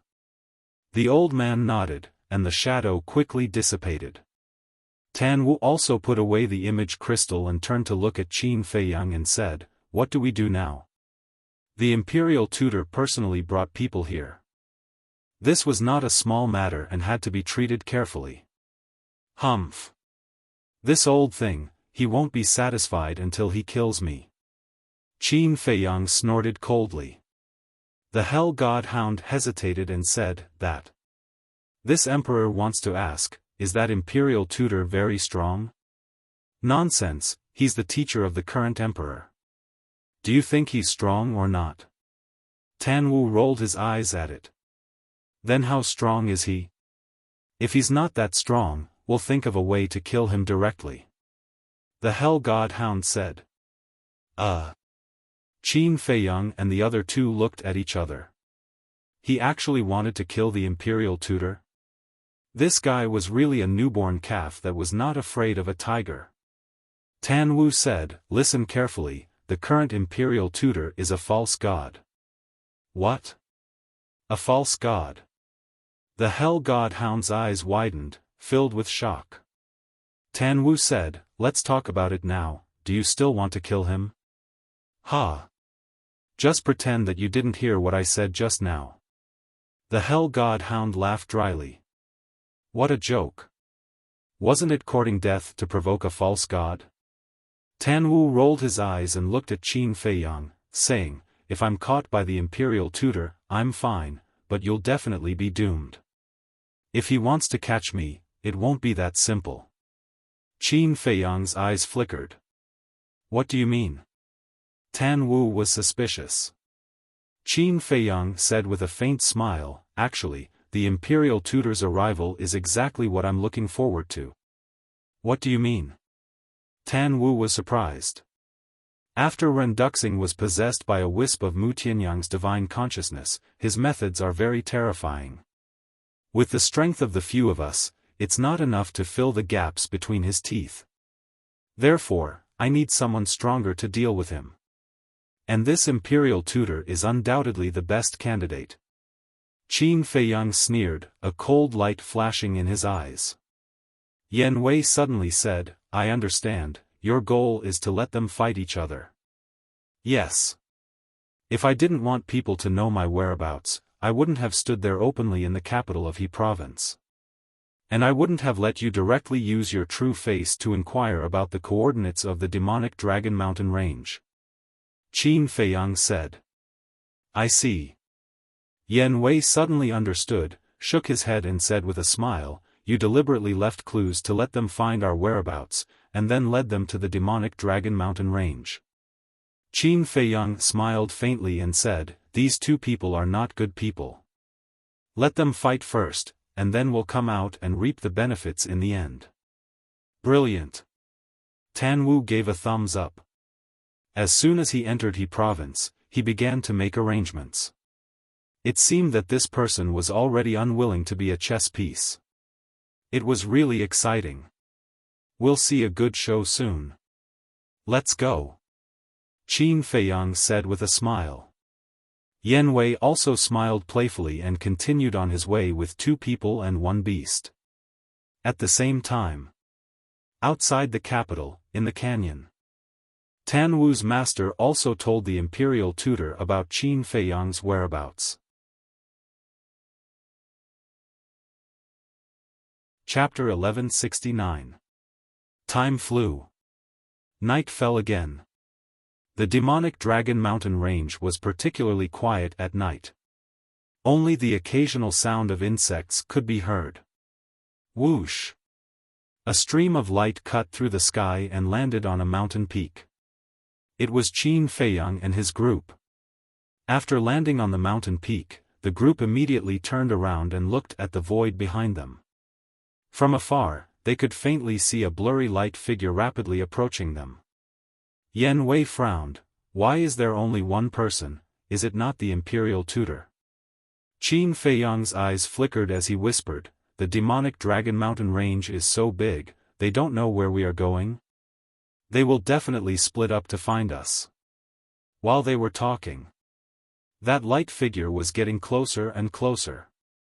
Qin Feiyang and the rest also restrained their auras to the extreme. Finally, Qin Feiyang saw the person's true face. It was a middle-aged man with thick eyebrows and big eyes. He had a strong body and was 1.9 meters tall. The aura exuding from his body was extremely strong. Can you see through his cultivation? Tan Wu asked. Yan Wei shook his head, no. Qin Feiyang suddenly said, his cultivation is definitely not lower than a 5-star combat emperor. What? The 2 men and 1 beast's expression changed. Swoosh! Qin Feiyang waved his hand and led the 2 men and 1 beast into the ancient castle. Not long after they entered the ancient castle, the middle-aged man did not stop at all and swept across the sky above the mountain peak. Inside the ancient castle. Hello everyone. Tan Wu smiled and greeted Fatso and the rest. Other than the double-winged snow eagle, Yan Wei, Phantom Snake Emperor, Viper and Dan Wankai, everyone was considered old acquaintances. So, Fatso and the rest also smiled and nodded at Tan Wu. So strong. When he noticed Viper and Dan Wankai, Tan Wu's pupils constricted slightly. Then, he looked at Qin Feiyang and asked, they are also your subordinates? Friends. Qin Feiyang said. Tan Wu was slightly taken aback and said emotionally, your foundation is getting stronger and stronger. Qin Feiyang sighed, it's a pity that my own strength is still not enough to bring it to the table. Tan Wu smiled faintly and said, with your cultivation speed, catching up to them, even surpassing them, is just a matter of time. Qin Feiyang shook his head and smiled. Tan Wu said, oh right, how did you determine that person's cultivation just now? The symbol on his chest. Qin Feiyang said, a cold light flashing in his eyes. Logo? Tan Wu, Yan Wei, and the Hell God Hound looked at each other.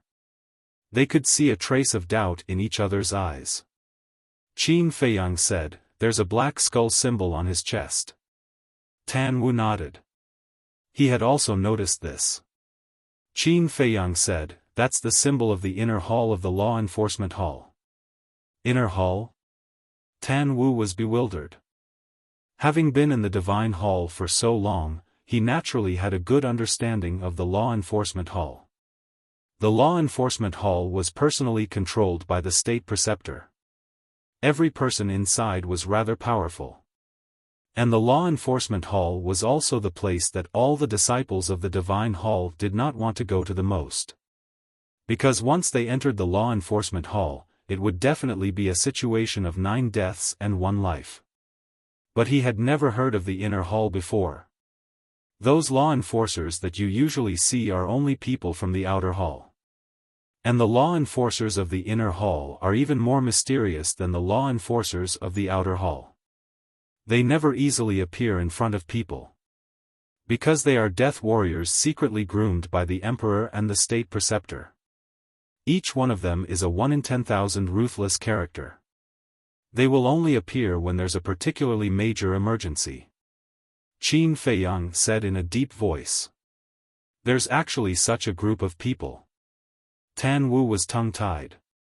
Qin Feiyang said, this muddy water in the imperial capital is deeper than you imagine. Tan Wu asked, then are they the emperor's trusted aides or the state preceptor's trusted aides? Under the heavens, all lands belong to the emperor. Logically speaking, everything in the Great Qin Empire should belong to the emperor, including these law enforcers of the inner hall. In the past, I thought so too. But now, after experiencing so many things, I've changed some of my views. I feel that whether it's the people from the outer hall or the law enforcement hall, they should all be the state preceptor's trusted aides. Qin Feiyang said in a deep voice. Tan Wu said in shock, you suspect that the state preceptor wants to usurp the throne? Who knows? Qin Feiyang shrugged his shoulders. Tan Wu took a deep look at Qin Feiyang and asked, then what are the conditions to enter the inner hall? Qin Feiyang said, first of all, cultivation. The lowest is a 5-star combat emperor. Tan Wu was secretly speechless. He really did not expect that there was such a mysterious department hidden in the imperial capital. It was so strong that it made people afraid. Qin Feiyang's gaze flickered slightly. He looked at Tan Wu and said, I think you should go back. N? Tan Wu raised his eyebrows. Don't misunderstand. I'm not looking down on you. I'm just afraid of implicating you. If the state preceptor finds out that you're with me, do you know what the consequences will be? Moreover, the people he brought this time are from the law enforcement hall's inner hall. I really don't have the confidence to protect your safety. Qin Feiyang said. Tan Wu's expression was uncertain. The Hell God Hound said, hey. He's right. If you stay now, not only will you not be able to help him, you will only drag him down. Why do you care? Tan Wu glared at it angrily. The Hell God Hound snorted coldly and said, don't be unhappy. This emperor is telling the truth. Scram. Tan Wu's face was pitch black and his veins were bulging. TSK, you don't know what's good for you. The Hell God Hound pursed its lips. Qin Feiyang shook his head and smiled. He brought Yen Wei, Tan Wu, and the Hell God Hound and left the ancient castle. At the peak of the mountain. Dead silence. Qin Feiyang looked at Tan Wu and said with a faint smile, it's settled then. We'll meet again if fate allows it. Then be careful. Tan Wu warned. Qin Feiyang nodded and said with a smile, if there's a chance, when you meet Uncle Yuan, send my regards to him. Okay. Tan Wu said with a smile. Qin Feiyang turned to look at Yen Wei and said, let's go. Yen Wei waved his hand, swept up Qin Feiyang, and disappeared from Tan Wu and the Hell God Hound's line of sight without looking back. The Hell God Hound retracted its gaze and looked at Tan Wu, asking curiously, what's the background of this Qin Feiyang, to actually alarm the current state preceptor? Tan Wu said, he's the current emperor's son, the 14th prince. He's known as a monster that doesn't appear in 10,000 years. Fuck. The Hell God Hound's eyes went wide and it exclaimed, this background isn't small. But since he's the emperor's son, why would he fall out with the emperor like this? Tan Wu said, you fierce beasts won't understand the matters of us humans. You're looking down on me. The Hell God Hound was immediately enraged. I'm looking down on you. So what? Tan Wu looked at it provocatively. The Hell God Hound shouted, then stop talking nonsense. Come, let's fight another 100 times. I'm not in the mood now. Tan Wu rolled his eyes at it, turned around, and returned the way he came. The Hell God Hound stood up and hurriedly chased after him, saying disdainfully, "You're not angry anymore? You're too lousy." Tan Wu was silent. The Hell God Hound said, "Speak, don't pretend to be mute. Aren't you annoying?" Tan Wu was furious. The Hell God Hound waved its paw disdainfully and said, "But then again, although Qin Feiyang has a few war emperors by his side, the people of the law enforcement hall's inner hall are far stronger than them. Moreover, there's the state preceptor, a fake god. Is Qin Feiyang their match? You don't have to worry about that. I understand Qin Feiyang. If he isn't confident, he won't take the risk." Tan Wu smiled confidently. Early morning. When the first ray of sunlight shone on the Demon Dragon Mountain range, everything began to gradually wake up. Roar. Chirp. The roars of the fierce beasts and the sharp cries of the birds resounded in the mountain stream, echoing in the air. Whiz. Under the lead of Yen Wei, Qin Feiyang was like a meteor, streaking across the sky like lightning, disappearing into the end of the mountain range. With the state preceptors group leading the way, they almost didn't encounter any fierce beasts along the way. Even if there was, with Yen Wei's current strength, he could easily deal with it. Unknowingly, they had already entered the depths of the Demon Dragon Mountain range. The fierce beasts here were even stronger, almost all of them between the 7-star War Saint and the 9-star War Saint. Occasionally, they would encounter a War Emperor-level Beast King. But even here, Qin Feiyang did not sense the mysterious power that was rumored to be able to plunder the life force of living beings. Roar. Suddenly, a War Emperor-level Beast King roared out from the mountain stream, opened its bloody mouth, and pounced towards Qin Feiyang. It was a red bull with a body of more than 100 feet, like a small mountain, ferocious and awe-inspiring. Seeing this, Yen Wei's gaze turned cold. He used the 9 steps of the demon and stepped on the bull's head. Accompanied by a loud crack, the bull's head was split into pieces on the spot. Reckless. Yen Wei snorted coldly, turned his head to look at Qin Feiyang and said, "Shouldn't you be preparing? It's time to prepare." Qin Feiyang muttered to himself, and a bloody kill word instantly appeared between his eyebrows. His long hair, eyes, and even his skin were drowned in blood at a speed visible to the naked eye. Very quickly, he turned into a killing god, his murderous aura soaring to the heavens. At the same time that the kill word was activated, the blood in the bull's body crazily gushed out, continuously flowing into Qin Feiyang's forehead. In less than 3 breaths, the bull's blood was sucked dry and turned into a dried corpse. The two of them continued forward. Not long after, they saw a battlefield. The mountains and rivers were shattered, and the earth was cracked. But in the middle of the battlefield, there was a War Emperor-level Beast King lying on the ground. It was a huge black tiger, but it was already dead, its entire body dripping with blood. According to the wound, the giant tiger should have been dead for 3 to 4 hours.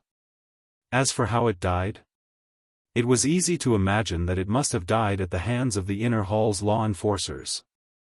Although this giant tiger had the cultivation of a war emperor, its corpse was not of much value to those law enforcers. Because as the law enforcers of the inner hall, they had resources and wealth, so they did not care about this at all. However, to Qin Feiyang, this was a great treasure. The blood in the giant tiger's body had all been absorbed by him. His aura had also become stronger and stronger, and the murderous aura that exuded from his body had also become more and more astonishing. As for whether or not the imperial tutor would discover his aura, he was not worried at all. Because, whether it was the imperial tutor or the law enforcers of the inner hall, they were all faster than Yen Wei. Perhaps the imperial tutor and the others had already entered deeper into the magic Dragon Mountain range. So, Chapter 1170. While Qin Feiyang was frantically stacking his cultivation base, in the deepest part of the demonic Dragon Mountain range, a group of people was standing in front of a huge stone stele. The one in the lead was Renduxing. Dongqing, Zhang, and the 4 sacred beasts stood respectfully on the left and right sides. The 3 people and 4 sacred beasts stared at the stone stele in front of them with heavy expressions.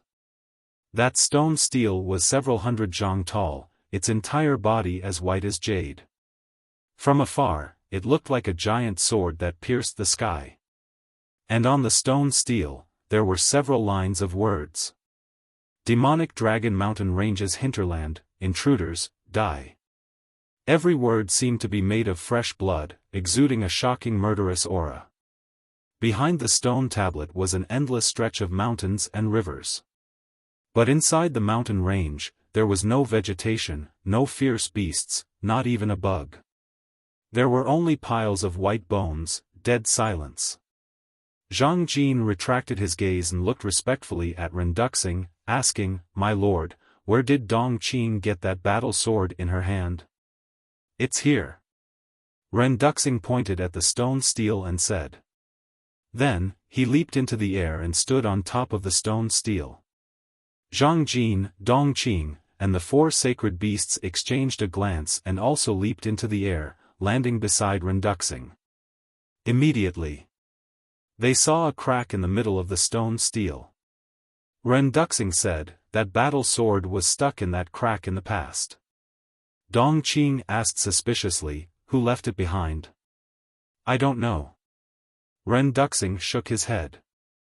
Zhang Jin was puzzled. "Then why are we here this time?" Renduxing said, "After I escaped, I came to this place. There is a giant mountain in the depths of the hinterland, and there is a cloud of black fog floating on top of it. The aura emitted by that black fog even scared me." "What?" Zhang Jin, Dongqing, and the 4 sacred beasts paled. "Of course. If I was at my peak, that black fog shouldn't be a threat to me." Renduxing said again. Zhang Jin asked, "Then, did you see what was inside that black fog?" "No. I couldn't get close." Renduxing shook his head. "Not even this sword?" With a wave of her hand, Dongqing summoned her crimson sword. Renduxing said, "I've tried, but the power of the sword can only help me reach the foot of the mountain, not the peak." Dongqing said, "Do you mean that there might be some kind of treasure at the top of the mountain?"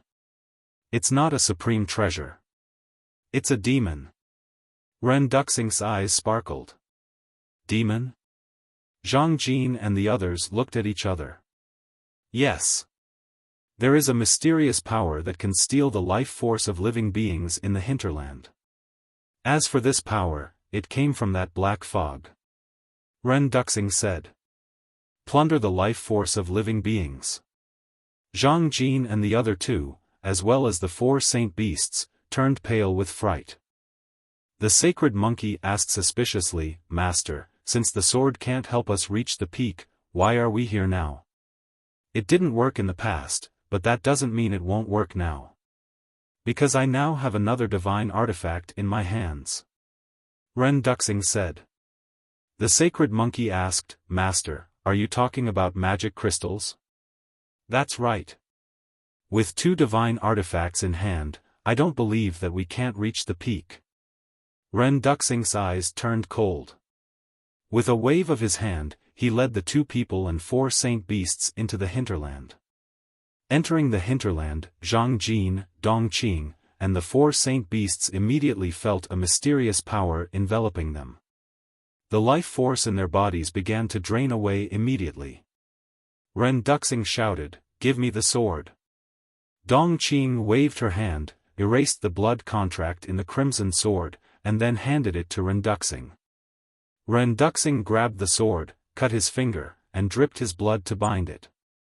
Immediately after, a wisp of divine sense flew out from the top of his head and merged into the sword. Clang! The sword suddenly recovered, emitting a dazzling divine light, and its divine power spread in all directions. The sacred monkey's expression changed, and it hurriedly said, "Master, you can't use divine sense to recover the divine artifact." The sacred eagle also said anxiously, "Yes, you only have a wisp of divine sense. If it is consumed, you will be destroyed. Don't worry. After all these years of cultivation, my wisp of divine sense has already grown, and now it is about to condense a divine soul. It's not a problem to recover the divine artifact temporarily." Ren Duxing said. "It's about to condense a divine soul." The four saint beasts looked at each other, overjoyed. Ren Duxing looked at the peak of the giant mountain, and his eyes flashed. Clang! The sword in his hand flew out and floated above his head, buzzing and trembling. Sword chi surged, and in an instant, a barrier of more than 10 feet appeared, protecting the 3 people and 4 saint beasts inside. The moment the barrier appeared, they immediately felt that the mysterious power that was robbing their life force disappeared. The hinterland of the demonic Dragon Mountain range was also very large. The group of people flew for a full hour before they saw a huge mountain peak. The giant mountain was thousands of feet tall, and it was located in the center of a plain in front of them. It was dark red, like a blood-stained magic sword, emitting a pungent smell of blood. At the foot of the giant mountain, there were piles of bones, like Azura hell. I didn't expect such a terrifying place to exist in a Mirhe province. Looking at the sea of bones, Zhang Jin and Dong Qing swallowed their saliva, and their eyes were full of fear.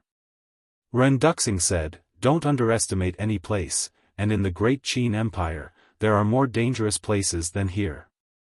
"Where?" The two were surprised. "The Sea of Reincarnation. Even I don't dare to set foot in that sea," Ren Duxing said. The two couldn't help but gasp when they heard this. One must know. Their master was a true god of war when he was alive, and even he couldn't set foot in it easily. How terrifying was the so-called Sea of Reincarnation? Most importantly, they had never heard of this Sea of Reincarnation before. Ren Duxing said, "The Sea of Reincarnation is located in the extreme north of the imperial capital, and it's boundless. When there's a chance in the future, I'll take you to see it." After saying that, Ren Duxing waved his hand and led the 2 men and 4 beasts to land on the ground, stepping on countless bones and walking towards the giant mountain. Zhang Jin said, "Why don't we just fly up? You can't fly within half a mile of the giant mountain, so you can only walk there. Look there." Ren Duxing pointed to a certain place at the foot of the mountain. The 2 men and the 4 beasts looked over and saw an ancient stone staircase. It was like a giant python, winding and twisting, climbing up the giant peak, all the way to the peak. "Can't fly?" Zhang Jin raised his eyebrows and tried to fly. A terrifying gravity suddenly pressed down on him. He panicked and hurriedly returned to the ground. Ren Duxing glanced at him and didn't say anything. A few hundred breaths later, the group finally arrived at the foot of the mountain. Crack! An ear-piercing crisp sound suddenly rang out. Zhang Jin, Dong Qing, and the 4 sacred beasts hurriedly looked in the direction of the sound, and their expressions changed drastically. They saw that a crack had appeared on the barrier protecting them, and that terrifying mysterious force swarmed in through the crack. They immediately felt that the vitality in their bodies was crazily draining away like running water. For a moment, Zhang Jin and Dong Qing panicked. The 4 sacred beasts used to be pseudo-god level existences, but at this moment, their eyes were filled with fear. Ren Duxing's expression was also extremely solemn. He made a prompt decision. He took out the demon crystal and inserted a wisp of divine sense into it. Boom! The demon crystal suddenly emitted a black light and floated in the air, floating next to the red battle sword. Demonic power surged. Immediately after, wisps of black air gushed out from the demon crystal and rushed towards the crack. Although he had 2 divine artifacts in hand, Ren Duxing didn't dare to be careless at all. Because he didn't know if these two divine artifacts could block the erosion of that mysterious force. He looked at the crack nervously. As the black air continued to pour in, the crack slowly began to shrink. However, although the crack was being repaired, he still didn't dare to take it lightly. Because in this place, anything could happen. Time passed breath by breath. More than 10 breaths later, the crack was finally repaired, and the surging mysterious force was blocked outside. It wasn't until this moment that Renduxing secretly breathed a sigh of relief. Dongqing, Zhangjin, and the 4 sacred beasts were dripping with cold sweat all over. When the crack was being repaired, they even almost collapsed. It could be seen how nervous they were.